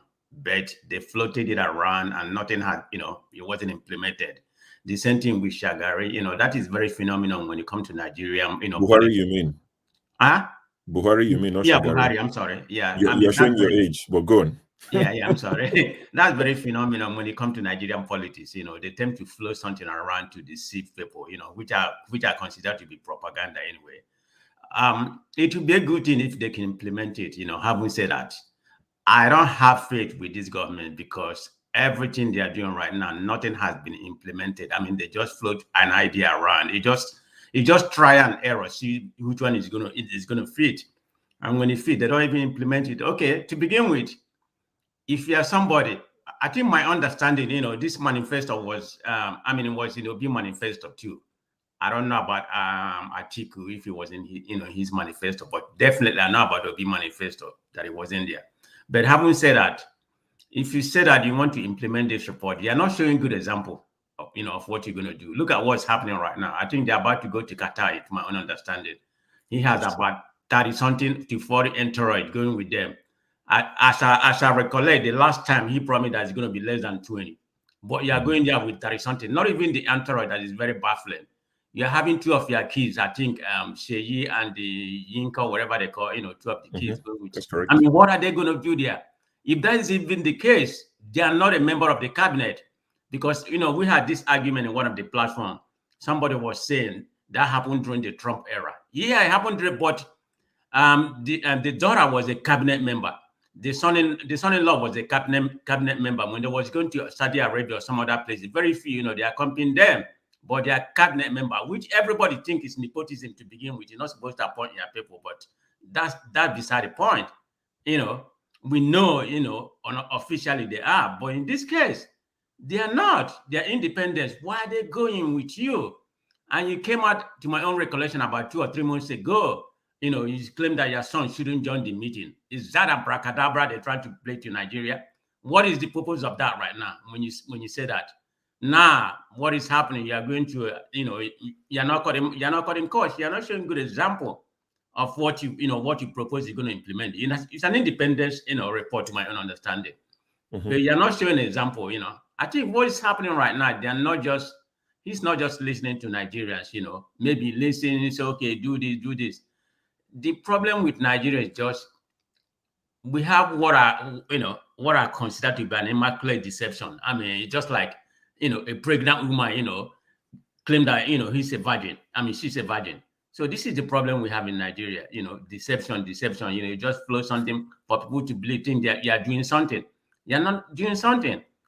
I mean, this present government just started in the wrong foot to begin with. I mean, when it came the first day, it says, you talk about you're going to remove this fuel subsidy. Yeah, I think most of the three parties, in their manifesto or whatever, they said they're going to remove the fuel subsidy. Haven't said that. But the way he came, that was the first thing that he faced and said that, I'm going to remove the fuel subsidy without even planning about it. You haven't laid the foundation of this fuel subsidy you're going to, remove. So he just floated that, and he floated out Naira simultaneously at the same time. I mean, with lack of production, how is anything going to work? This is the problem we're having in Nigeria. Nothing is working. I mean, we over here are even suffering, because of, the amount of money we are sending to Nigeria, depending on how many siblings or how many people you have. I mean, it's duplicating on our resources too. So it's not just one person. They are suffering, we are suffering, but we are better at least. We have the resources, and if you don't have resources, you can get another job to supplement. But they don't have that opportunity. Yeah, I have some people that have said they have taken a 2 job in order to supplement their income because they are sending a lot of money. If they used to send like about 20% or 10% of their salary, right now it has gone 30 to 40%.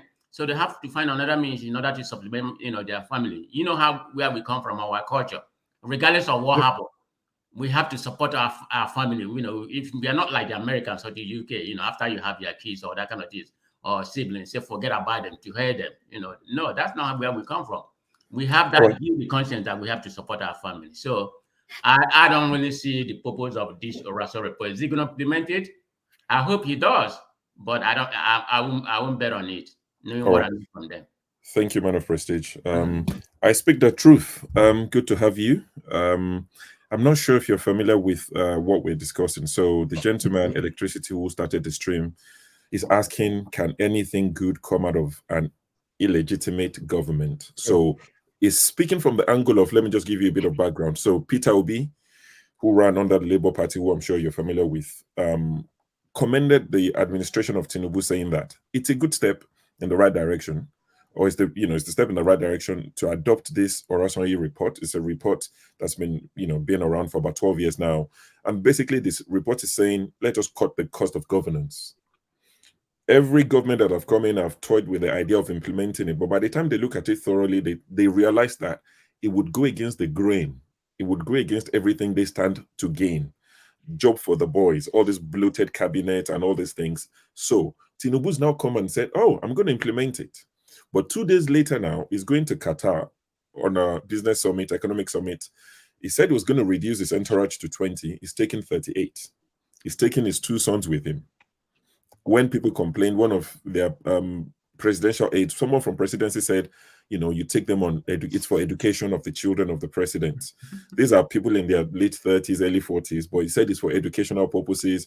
He compared Nigeria to the US when Obama would take Melia and his children when they were like 8 and 10, compared it to the UK. But the minute you start comparing Nigerian economy and the UK economy, they tell you can't compare both. So these are the sort of things we're discussing, if it's something you'd like to weigh in on. Right, thank you. So, nepotism and bloatedness in government are actually pretty normal in Nigeria. Sad, yes, but the fact and the reality also, yes, this is what we've been dealing with for 63 years now. It started way in the First Republic. You go back to the times of Festus Okotie-Eboh, for example, and you go read about the things he was involved in, and you would see that nepotism, whether it was Festus Okotie-Eboh, whether it was Wafo Rizu, even up until SL Akitola and the rest of them. We've always been dealing with this, then coming down to the present government. So we expected at least those of us that still have hope for Nigeria, we expected that Tinubu was going to at least do something different. You know, if there was a problem that Buhari had, his number one problem, aside from the fact that some people thought it was a fundamentalist, which I will disagree with. Buhari's biggest problem to me that he had was the fact that he loved nepotism. You know, he left, he was very clannish in deciding who was going to be a close aide. You know, you look back and you say, well, people like Mama Daura and the rest of them that he would put as his confidence. Now, Tinubu doing this is not surprising. We have to deal with that. We'll move on from that, and hopefully in the future we have to do that. Now, as regards to the Orosenye report, well, I took a look at the report when it was first the national conference. That was what they called it. When they put together the national conference, I looked at the report after it was presented to the president, and I was happy that Jonathan did not assent to it. And why was I happy? I think a lot of the recommendations that the Orosenye report put forth were actually frivolous.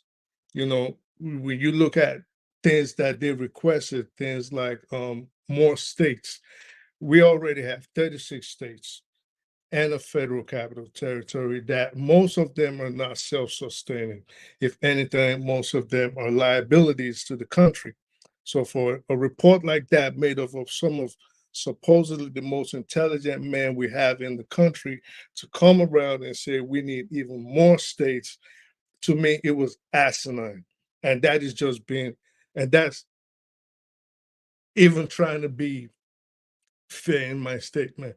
But as regards to things like state policing and original government, which that report recommended, I would agree to it. And if the president can go ahead and have state policing, not full blown at once, because we do not want a situation like we're in now, where we implemented the subsidy removal without going at it with in an incremental fashion, which I think would have been better for us in the long run. We just went and took everything out at once.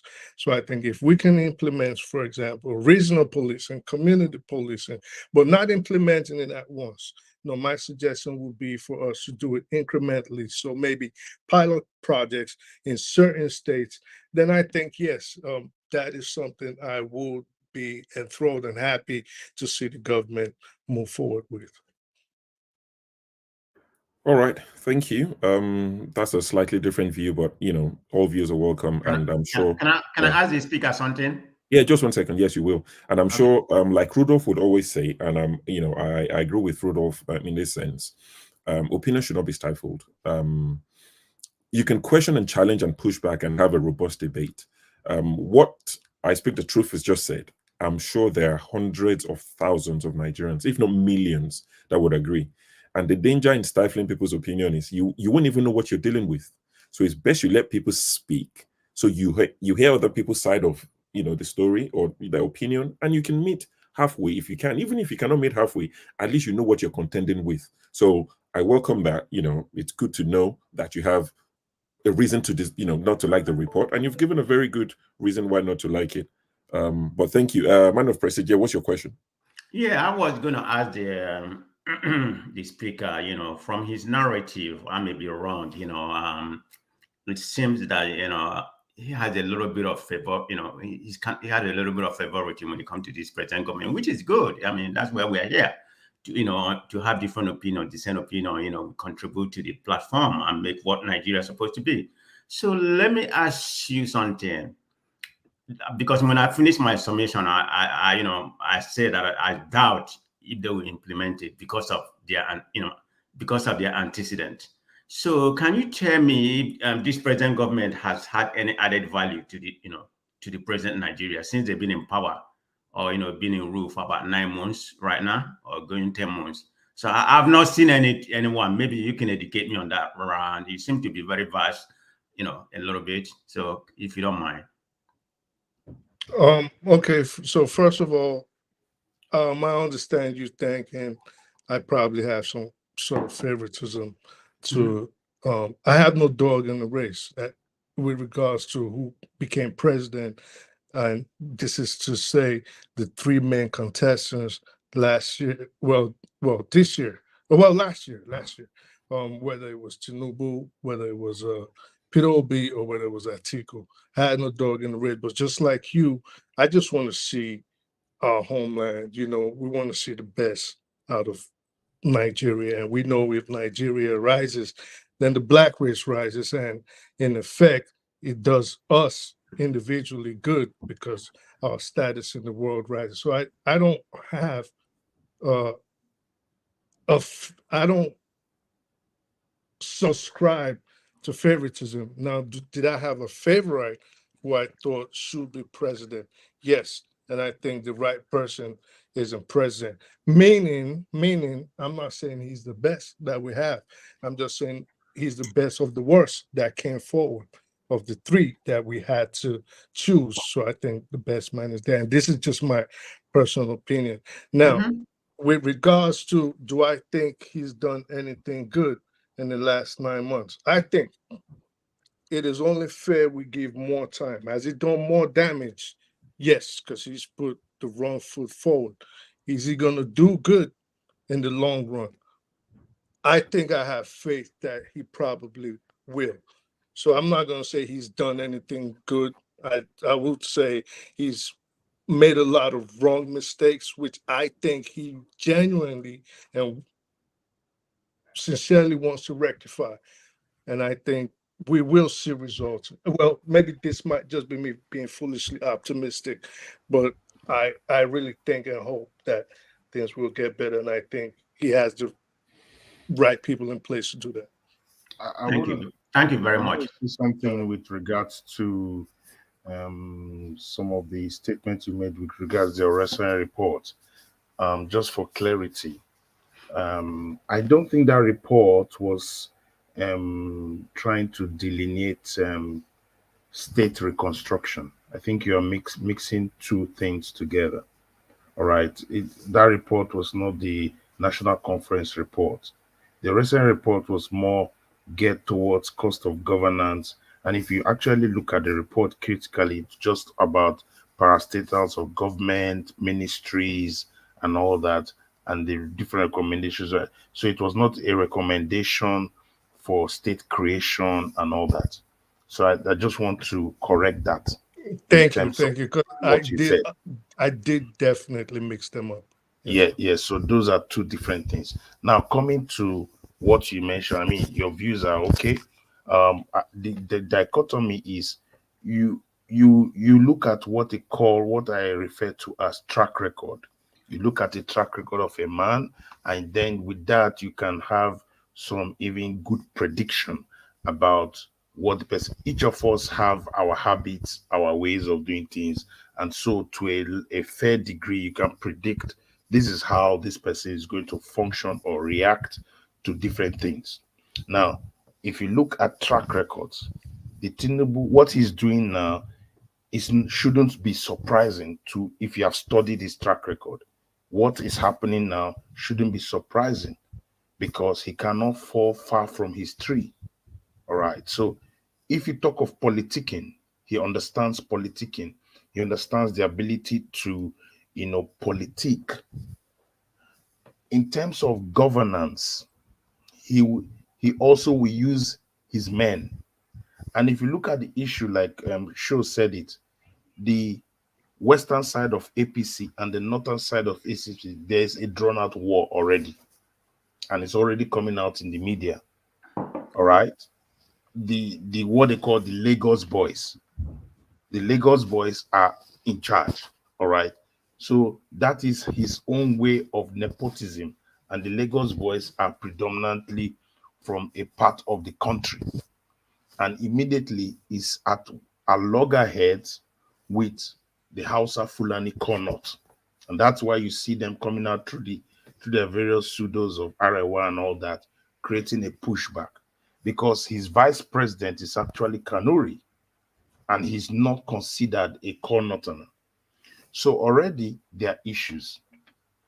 And if you see the way he has put all the foot wrong, it tells you that he's grappling with the economy, he's grappling with a lot of things.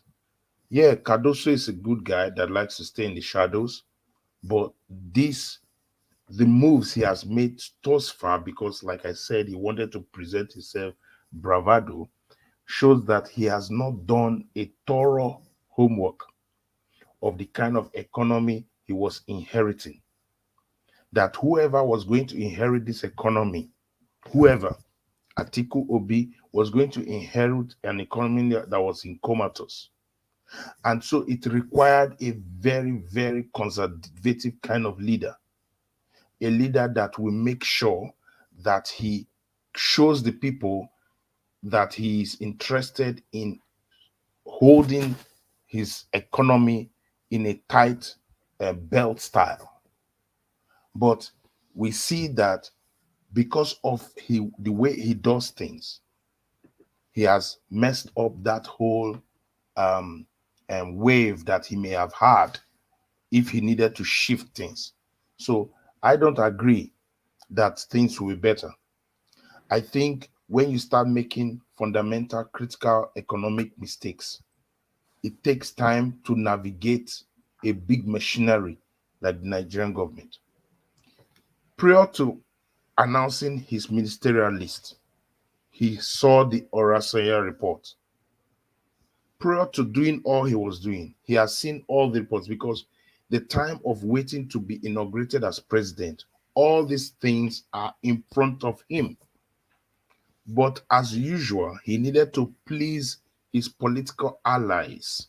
And so he bloated the government to almost 48. And if you look at, he has a minister of media and communications, he still has another person in charge of something informations. Two same things, and they're colliding. So already it is the Orosenye Report that is saying he needs full implementation. And if you look at it, it's a lot to implement. It's a lot.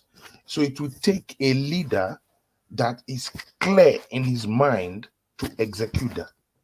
And so if you look at track record, like I said, Peter Obi had done that. He had shown an ability to pick up a state that was in comatose, a state that was run down, a state that he didn't even have an office, and walk it back. That is what we are looking at, a track record. Does this person have a track record to do what is necessary for this time? Like countries go through times and seasons. So the challenge is the nation is in a time when our economy is in comatose. We needed a kind of leader that will re-engineer the economy. But he's going out. Now, we see a president that has traveled much more than we can ever think, all right, trying to bring investors. But no investor is coming, because investors are not stupid. Investors are not stupid. They look at different things, like I mentioned. They look at your legal system, the legal system that brought you in. They know that it's wrong. They know there is problem. So if they have an issue, in the country, how will they navigate it? Will they have fair hearing? That's what companies look at. They look at the enabling environment. Your naira is floating. So today I plan to do this with $200. Tomorrow it's a game changer.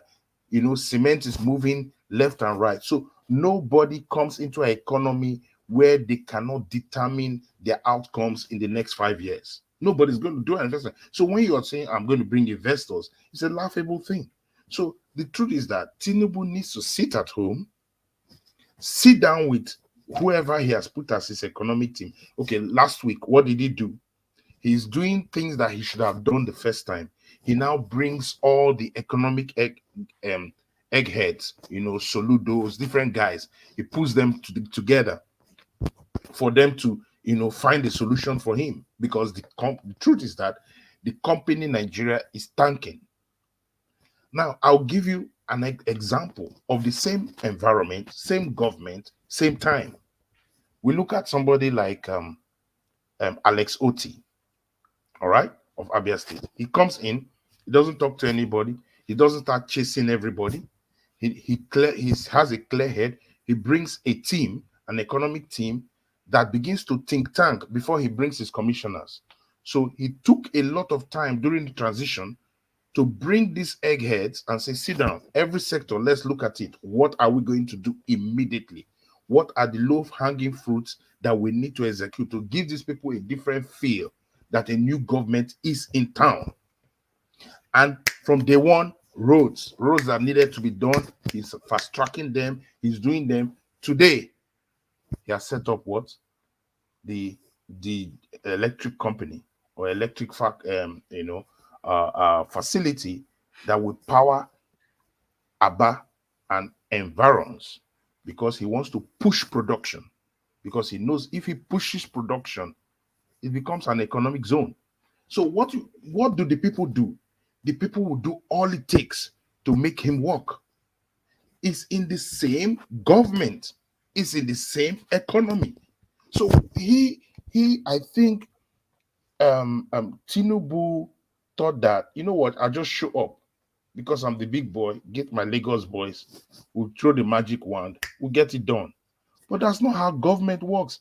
In a big place like Nigeria, you needed to have people, clear-cut professionals who will sit down, think through it, and get the job done. But like I said, you cannot deliver what you do not have. You can't deliver, no matter how you push it. And so now we're trying to patch along the line. So for me, I wanted to look at that Orosenye report and say, that report did not talk about states, which you have agreed, and that I do not think Tinubu has the wherewithal to execute that report even to 90%.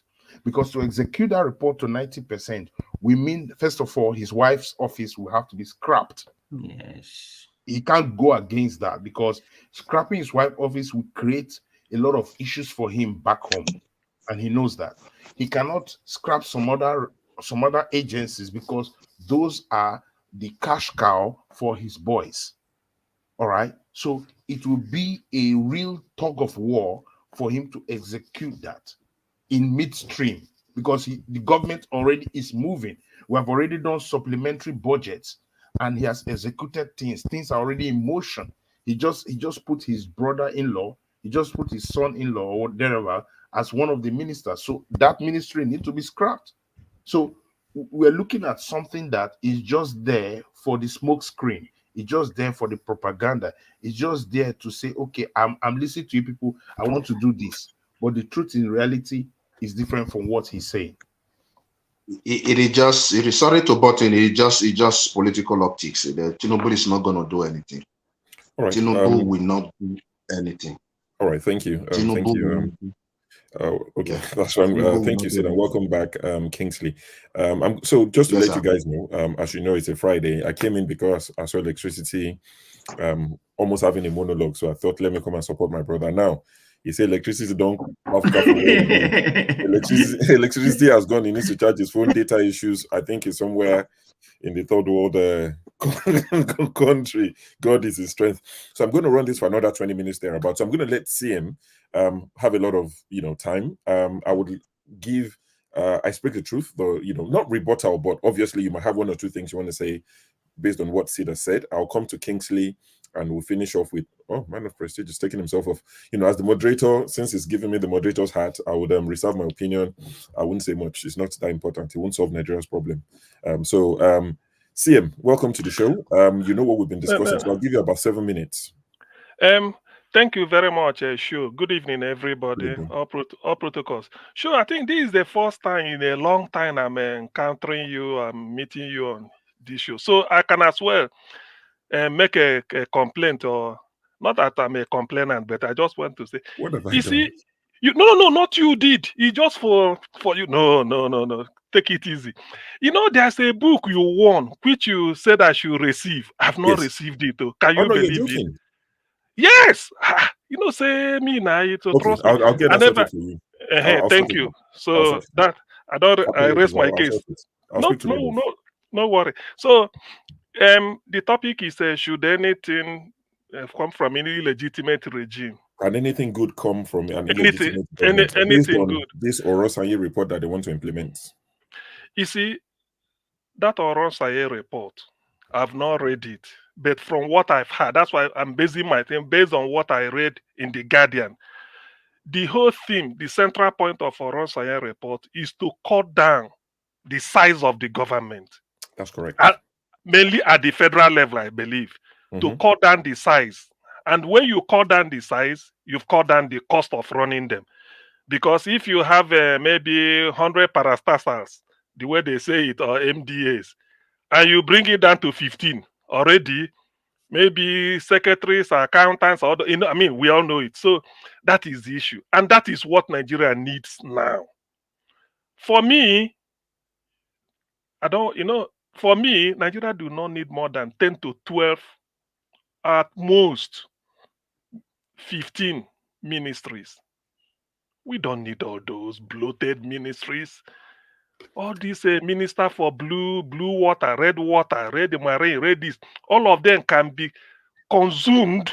All of them can be. I don't know. Say they get blue marine economy, red marine economy. But I don't know. All this in the water they talk about. So,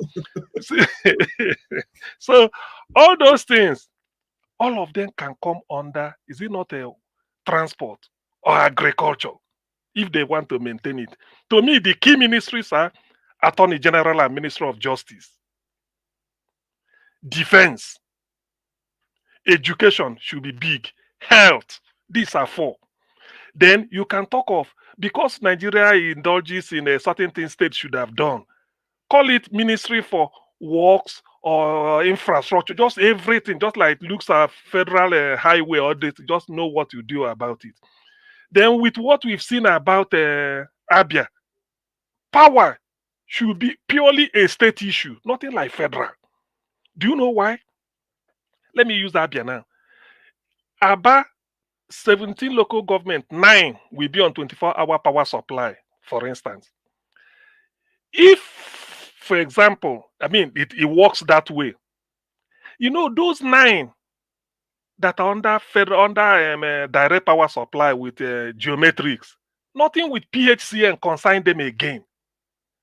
Whether you appoint minister for electricity or this, it doesn't concern them anymore. Because it's like you are putting generator, you are fueling your, you are empowering your house. So you don't know whether they are giving tariff. All you know is buy your fuel and do it. So what that means also is this. One, National Electricity Regulation Commission. All this kind, when they form this kind of board, now they are wahala. Now we they regulate them. Say you go get approval. Those, that is what breeds corruption. So that 9 local government from Abia are no longer, whether NERC, their head office, they born or concern them anymore. What concerns them is geometric power. When they pass, they say, see where our light comes from. Geometric, we now build them, they pay. They build them, they pay. And it's easier if you want to complain. You take geometric. And geometric, we say we have a local some agent around our area, our complaint office. You go to this local government, you go to this town and complain. So it's like they are running a state, that is, they are different from the entire country. Why the people or the whole of I think that 774 minus 19 or minus 9, is it not 765, isn't it? 774 minus 9 local government. So that is about 765. So the rest 765 go just they crash themselves, they do wayo, who go there, they are appointed. So Orosenye report is a welcome if they can implement it. But why good thing may not come out from anything good may not come out from this illegitimate government is that the man is not living by example. Already you've bloated the ministry. You see, to be honest with you, though Nigerian economy has tanked, but if somebody who is conservative, just like Peter becoming, you have every document to implement. By the time you implement the Orosenye report, Even if they are talking, it's Orosenye say we shouldn't have more than 12 or 13 ministries, because that Orosenye report, when you are implementing it, you write to the Senate or House of Reps. You say, look, for us to scale this down, I need a new law that I don't want to have more than 12 ministers or 15, so that no politician go say no minister from my state. You know, you take it. Maybe if you want, you can compensate that area with 2 ambassadors if you're 3 more than any other person. Then that is one. Then this Jonathan's 2014 conference, you bring it out, because that will also streamline Orosenye report. So something good, let me not waste time, something good can come out of Orosenye, I mean, a illegitimate government, only if the person implementing it is genuine. Because there's nothing, all this you you carry for convoy. If you see convoy, they say they are going to the airport. It's as if there's a hold up in one type of California. Cars just line up. I say, this one are the person where they go. Some cars, nobody, only you and the driver, wasting petrol, wasting the hour, and the person will be paid. So Orosenye report is good for our economy now to trim it down. In fact, let them trim it to the bones. All those people you put there, if you want to do something good for them, you bring them out. At most, start mechanized farming in Nigeria now. It doesn't matter. All those money that use it to, if do you know that, as much as I don't like importation, but we just hear that if you go to the wharf, say they imported more than 500,000 tractors for every look. I said yes, we've started, because tractor you can't chop it, it must use to be cultivated, you can't have to cultivate. So we are doing this because we are addressing the hunger. Nothing will cure hunger than food. Nothing. There's no remedy for hunger. There's no antidote to hunger than food. And if you don't grow the food, the real farmers are in refugee camp. Why not address this type of issue? Before you know it, first of all, you win the people over. Though you are illegitimate, but you now start to win the people over. And then this idea that you bloat your government or you spend money recklessly. I used to tell people, said, how can I trust a government that we say 5 billion student loan? Mind you, every loan is repayable. But 15 billion or whatever to go and build a new house. 15 in the same budget. 5 billion for the whole student in Nigeria. If you are lucky, 5 billion. Now, loan, you must pay back that loan. But the other ones, Office of First Lady, is illegitimate, it's illegal now. It's illegal. Tinubu has money on his own to build the type of house he wants for his wife. You have it. You're a billionaire. You have the money to do whatever you want for you. So why must you go to the budget again and then be taking all this? And that's why people are saying, will anything good come from an illegitimate? It could have. But if you show the example, you turn it around by your example.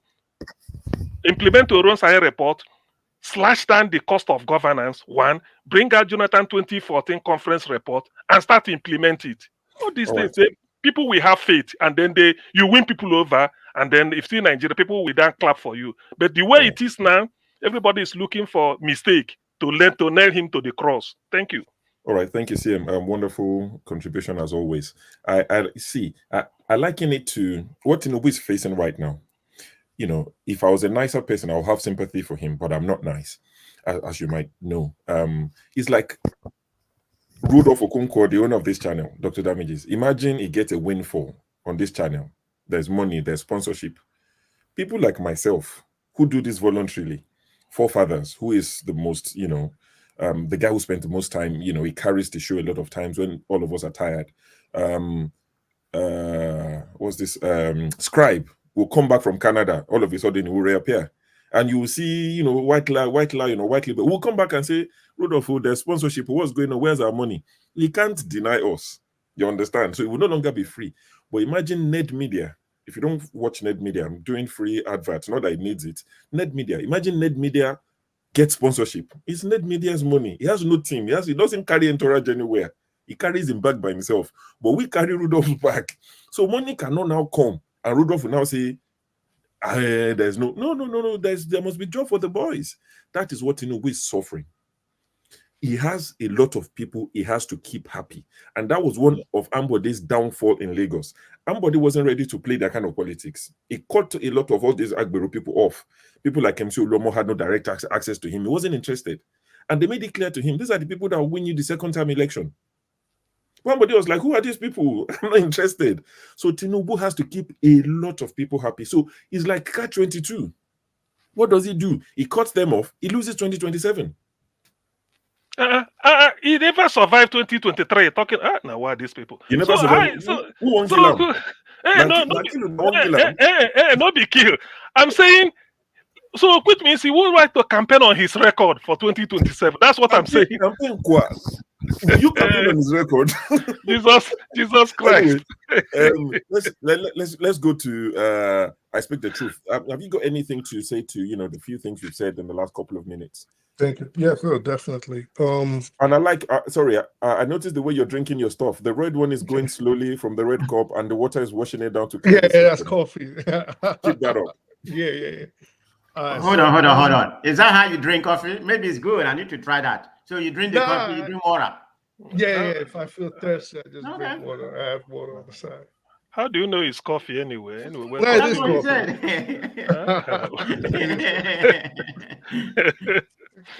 It is coffee. So yes, I agree with CM absolutely. What he said, the main things we need in Nigeria as for the federal government to implement, and I will go back to the brother up top that I'm actually supposed to be rebutting, but I agree with CM absolutely. What you said, the main things we need the federal government to take care of: health, education, the security of the country, things that the state will not necessarily constitutionally have a responsibility for. Taxes, for example. So the bloated government, yes, needs to go. But like show right? What you just said, once you win the elections, and this is the problem with Western style democracy. Yep. Once you win an election, once you get in power, you are preparing for the next election. This is what breeds corruption. In any Western democracy, you can think of, be it the United States, Canada, France, wherever, anywhere you have a democracy where the government is bloated and responsibilities are passed down from the federal level, you have this problem. But the difference with them and us is that they've set up a system where they can block theft of governmental funds. So not only do they have a system where they can stop it, they also have a system where they punish it, and they punish it severely. So this is what we do not have. You steal money, you can claim a snake ate it, or if someone says the snake didn't eat it and there's a political vendetta against you, then we can say, oh, I beg, he did it like 10 years ago, or he did it 4 administrations ago. Well, yeah, of course he did it 4 administrations ago because you kept postponing the court dates. So there's no consequence for theft. There's all these problems we have. Now, back to what my brother up top said, and I'll get to that. He said something about a mass antecedents. And like I said, invariably, I do not have a dog in the race, which might be a little lie because I do have a dog in the race, which is my hope that Nigeria succeed, at least in our lifetime. This is not looking feasible, so maybe all the work we can do is for the ones coming after us. This is what we at least should try to lay down if, we're running out of time. We get older every day. But you look at the mass antecedents and I say, well, of the bad luck we had, Peter Obi, Tinubu, and Atiku, right? Who could we say provided economically for their state or put them in a situation where the state could advance economically? And without a doubt, that was who we have as president today. Is it the best we could have as president? No.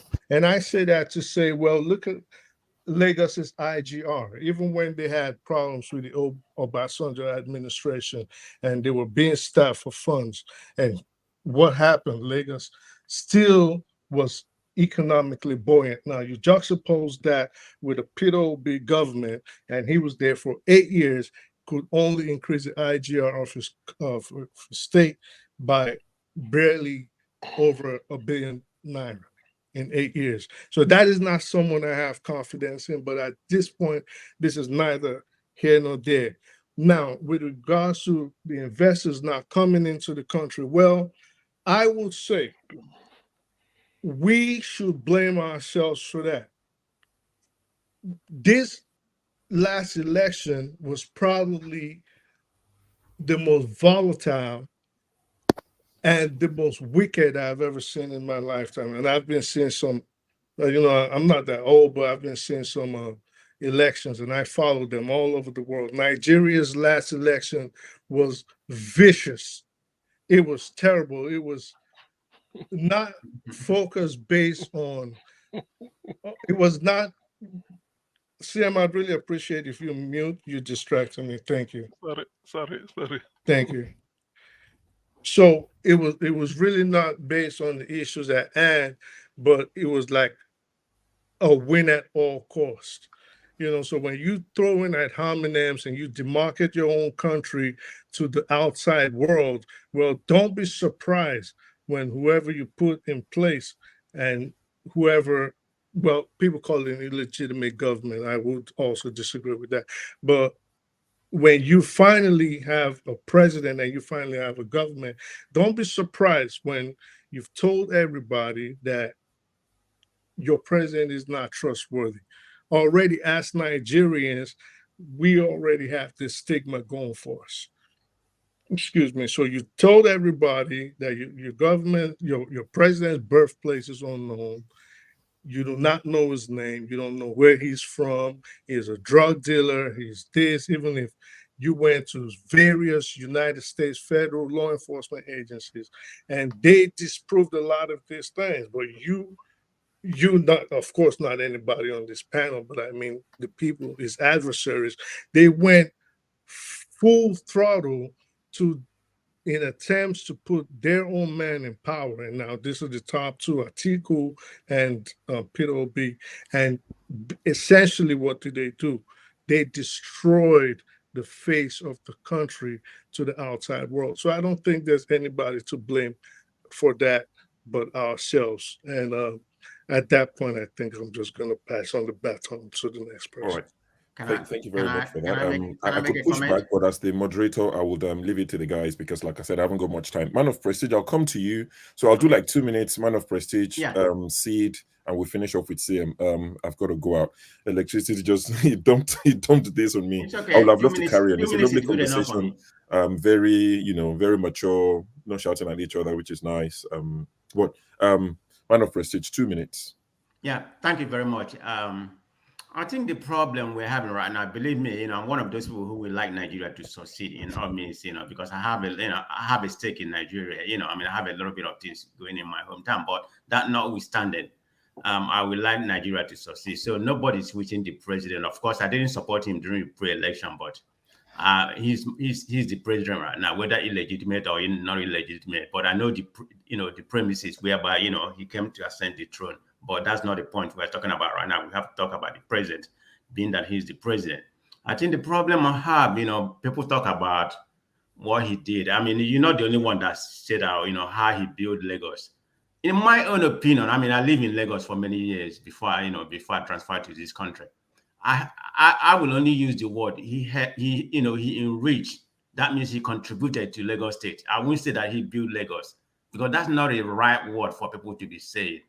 He built Lagos. I don't see that. There's many governors and everybody, that has contributed to what Lagos is, which is the financial hub of Nigeria, if not the 5th largest economy in Africa. So the word built Lagos, and his antecedent from what I read, I wasn't into politics during his time, so I can't really comment, how he got rich and all that kind of things, how he was able to manage the state. I'm very myopic when it comes to that. So he has to, rethink the way he's managing. Nigeria is not Lagos, and Lagos is not Nigeria. So he needs to broaden, use a different economic, paratrooper in order to govern the country. I mean, everything can be about nepotism and whatever, you know. So he's not the only one. I mean, that had been, you know, that has been the frame in Nigeria about nepotism. Buhari will probably do one of the worst, and Buhari, I mean, Tinubu is following him, you know, right now. So we have a lot of problem, you know. The mindset of Nigeria too, people need to change. One more comment, you know, then I'll leave. You know, I think the speaker says something about, you know, the critic, you know, we are kind of, you know, not making our country look good, but there has to be critic. They need to hear what we are saying. I mean, I have a lot of American friends, you know, here in California. I'm not going to go there and say Nigeria is bad, but I can only say what I feel when I, you know, among us, you know, I don't do that to any other country. Nigeria is a great country. So, I mean, they know it. So I don't think that contributes to anything, because we're here criticizing and say, you know, he came in illegitimately, depending on your opinion, you know, the certificate and everything. But he wasn't transparent. So he contributed to that, what people are saying right now. And everything is, you know, I mean, there's a benchmark, there's some fact, you know, behind what everybody's saying. We're not just making things up, you know, this Chicago something or whatever. He hasn't been transparent. Oh, look at his childhood. Nobody knows where he was born. If he has come out and be very truthful, I mean, look at the other contender, will be an article. People know their bad place and all that kind of thing. So when you come to office, everything about you has to be examined. You're not, you know, I mean, you're not an independent person, you know, you're the office holder, you know, you're the president of Nigeria. So everything about you has to be scrutinized. I don't see anything wrong with that, you know, if we are criticizing him. So I'm going to keep on criticizing him. And if you do well, I will say what he has done is good. So I'm one of those critics, you know, and I stand by my word. Thank you. Thank you. Sid, in rounding off, any last comments? I think I do not see much that the president, as the nation is constituted, will do. Because of the situations around him. He still has to grapple with the politics within his party. And because the politics within his party, he needs to keep the North happy. And currently the North is not happy, so he has to deal with that. The economic things he has done, he has made many, many missteps. So if he needs to curry favor from the people who clearly did not, most did not want him. But if he has to do that, he has to make real economic shift and match his words with real actions. But from the look of things, his words are not matching the actions. And so it's infuriating people the more. And then the issue of, he built Lagos. I think that whole story, he needs to perform. He needs to show now that he has what it takes to deal with it. And I want to also encourage that the opposition should still be asked questions. You ask him questions, keep calling them out for whatever they are doing, because that's the only way we can have any headway as a nation. This issue of trying to muzzle out opposition or people should not question actions is irrelevant. He will be asked questions since he said it is his turn. It's him that needs to do it. And now he has said another one that he is taking responsibility. The buck stops at his desk. So we'll ask the president questions and we expect that there will be that robust answer to situations. And the issue of, like my brother said, you know, we have been saying the president did not have certificate. The truth is that even America has a dossier on him. Everybody has a dossier on him. They know what he has and what he is not. And I think moving forward, I hope that Nigerians can know that whoever needs to lead Nigeria needs to be a person that tells us who he is and what he is. You know, this issue of trying to gaslight Nigerians, I think that era is gone.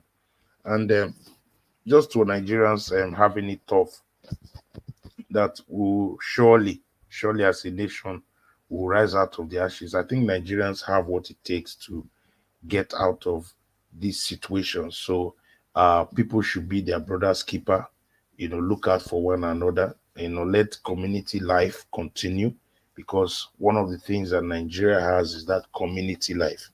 So no matter how things are dark and difficult, Nigerians should look out for each other, because I know during the soccer, Nigerians forgot that we're in different parties and we supported the Super Eagles. We didn't care where Osimhen came from. We didn't care where Wabali came from. We just wanted the best players on the pitch playing for Nigeria. And that means we can transfer that kind of solidarity for the Nigerian state. If the best men are handling the best things, then we should expect success. But if there's any problem around it, then it becomes an issue. So good luck to Nigeria, and thank you very much. Get well. Sid, it was good to see you again. Kingsley, I'm going to bring you in. Just 2 minutes. Give your final submissions, please, and I'll finish with CM. Yeah, my final submission is this. Yeah, 2 minutes. One, Tinubu is not going to do anything because he started on a very wrong footing. Okay. No reasonable leader will want to be speaking about policy statements at the stage of inauguration. Nobody does that. You need to sit down to understand the nitty-gritty of your responsibility and the situation on ground. That is one. Then two, I want to refer to, I think, to the third speaker that says Tinubu built Lagos. That argument is cannot be found within the economic context of thinking. Tinubu did I not never build said Lagos. that, though. So Tinubu did not build Lagos. If you say he raised the IGR of Lagos, yeah, that is fine. But how many people did he pull out of poverty? That was exactly Lagos, that was what I said. Yeah, as compared, the records are there. If you go to what they call, there's something they call United Nations Development Goal. You'll find the records of each state, how they perform during that period. So if you said he increased the IGR of Lagos, we're fine. But how many people did he pull out of poverty? I've been in Lagos. It was during Tinubu that borehole was introduced in Lagos. We used to have water supply. So the narrative that Tinubu built Lagos is actually nonsense. It doesn't fit into modern thinking. Lagos is Nigeria's property. So that is another one. The another one is that, look, like I've often said, and I'll continue to maintain my stand, the Nigerian problem is fundamentally, I would say it can be fundamentally traced to the structure. Yeah, the structure. I don't want to use the word foundational. The structure of our politicking, of our economic, and whatever it is. So there is no way you are going to take Nigeria out of its foundation. It's the foundation. Until we go back to that foundation and begin to look at, okay, this is where we mixed it, this is where we missed it, this is where we need to do, this is what we need to do, this is what we need to do. Nigeria cannot, see, as I'm talking to you right now, Nigeria does not have a future. Don't let anybody deceive you. I was watching on Arise TV this afternoon, in the morning. Indian, within the space of 7 years, pull out of 450 million people out of poverty. What do? Very simple thing. They actually just leverage on what we call today comparative advantage, or comparative advantage. They went into production. They were using their locally manufactured vehicle. They even sold Mahindras and Tata to us. We bought it. But today, you saw Tinubu's convoy yesterday. How many cars on that convoy were assembled in Nigeria, much less manufactured in Nigeria? How do you grow the economy? And you're talking about foreign exchange. So Tinubu has started on the very wrong footing, and he does not show sign that he's going to solve any problem. Have you seen Tinubu's economic policy to say, okay, this is where we are going to be in the next 6 months? Have you seen it? Nobody has seen it. He said he has eight-point agenda. Those eight-point agenda, where are they anchored on? What are they anchored on? That should form the basis of our discussion for economic improvement. It's not just to say, oh, he built Lagos. Tinubu never built Lagos. Even Tinubu made a mess of Lagos. All right, Kingsley, I think we can save all this for tomorrow. I'm not sure what Rudolph has planned for tomorrow, but I'm sure we can carry on from here tomorrow. Thank you very much. CM, I'll let you pull the Okay. curtain. Final submission. Honestly, they will kick me out of this house very soon. Go on. I need to. Okay. Thank you, Shu. Actually, the topic is can anything good come out of an illegitimate government or so? Illegitimate is because of the procedure or the process that brought him to power, because it was massively rigged. But anything good coming out is a function of what he does with that power, with that mandate, which whether he got it genuinely or illegitimately. So in this case, what I will dwell on is anything good can come out if the person who is exercising the mandate is aware of the judgment of history on him and then what he need to do. From the evidence before us so far within these 8 months, no. The evidence is saying a different thing in terms of whether something good will come out. He has 40. Let him remember that the mandate or the office he's occupying comes with a timeline, 48 months. I know they are talking of 2027. Me, I'm still between 48 months. I don't want to go beyond that. So because it's 48 months, 1/4 of it will be 12 months. So 12, we are still under about 8 months. I believe he hasn't used up 75%. Therefore, he still have time to change things over. And in changing the economy, start with yourself. What people wanted was, in this day of hunger, first, show us that you care. Maybe they see you with 2, 3 cars. The greatest mistake, because some of us may not be able to read the policy or they're churning out, but what you see with your eyes is what people may say, this extrapolate. Say, look at the convoy going to the airport. All the legislators are being bought a 160 million for what now? They're assembling cars in Lagos. They're assembling cars in Nnewi. Why not use it? Because that is what people will now use to form it. Before they now remember that there's 5 billion naira for student loan, all those things. But this is the car, what they could see, poor people say, you see, look at the way the man is wasting our money.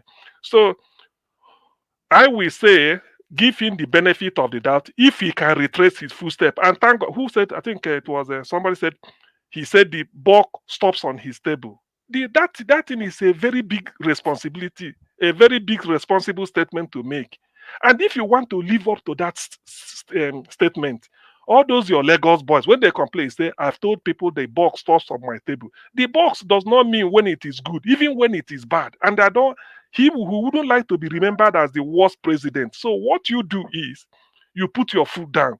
Whoever thought, he said, no, it's my head they will chop off, not your own. It's me they will remember. Therefore, I'm doing this because I take responsibility.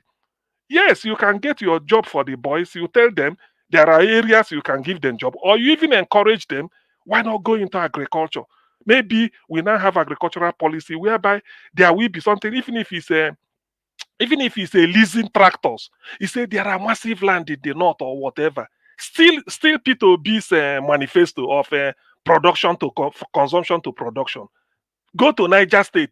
Tell the governor, say, look, we need to lease this land for one to use it to cultivate. Those your boys bring them, is also giving them something they are producing. So there are certain things you could do, but show Nigerians with your example that you don't want to be verbose, you don't want to be wasting money. Because when they see you doing all this, even if tomorrow you greet them good morning, by 8 o'clock, they will say, no, we don't trust this man. Look at the type of convoy, look at all this, look at the way it's wasting money. And tell your children, let them take back seat. They could be heard but not seen. Forget about we plan a holiday like Abati will say. Be like say they don't plan holiday. That's why the children look. Let it be. If I'm him, all his children maybe they be in exile. Let people not see them close.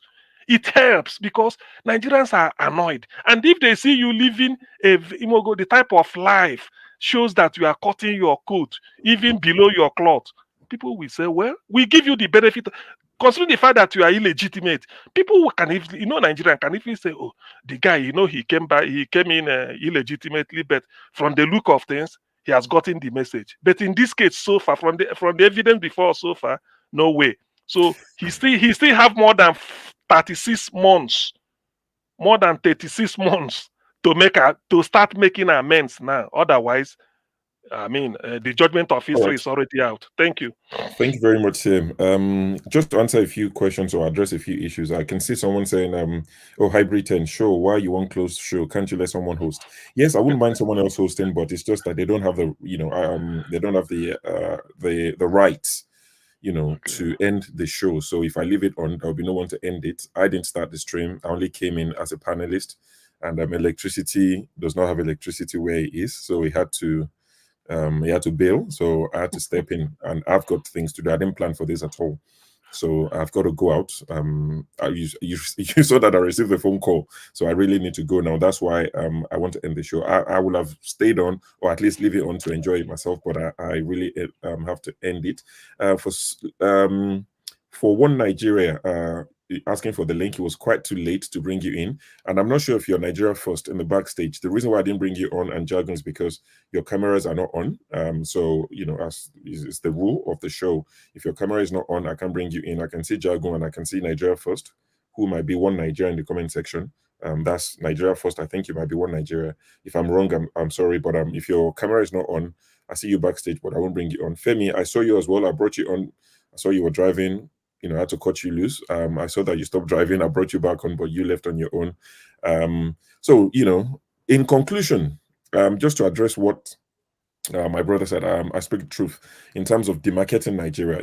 Bad news would travel faster than good news. That's standard anywhere in the world.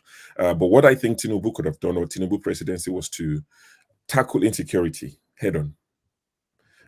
Investors will come if they know that they would get their profit. They're about the profit. They don't care what anybody says. They want profit. So that's what we need to do going forward. My advice to them is tackle insecurity, provide electricity, those sort of things. I'm not saying it would happen in 6 months, but in 9 months, we should be seeing little result that you're marching towards those, goals. Let there be electricity, let there be stability, People can come and they're not sure if they'll be kidnapped, ransom, and the rest of it. Vin Maxwell, unfortunately, I'm ending the show in a second, so I won't be able to bring you on. I see you, my brother from Ghana, but I just thought I would say that in rounding up. I wish Tinubu administration well. I keep saying it. I can't pray for them. I'm not even a pastor. I'm not an imam, so I can't pray for anybody. I've not prayed for myself, so I wish them well, because if they succeed, Nigerians succeed. I can't wish him bad just so that I can say I told you so. Nigerians will suffer if that happens, and I don't have it in me as... I'm not nice, yes, but I don't want Nigerians to suffer. So anything that will make Nigerians win is what I wish for. But if wishes were horses, beggars will ride. Gentlemen, thank you all for joining myself and Electricity. The people in the comment section will see you very much. Everybody, we'll see you tomorrow. Have a blessed evening. Thank you, Shu. Thank you. Take care, guys.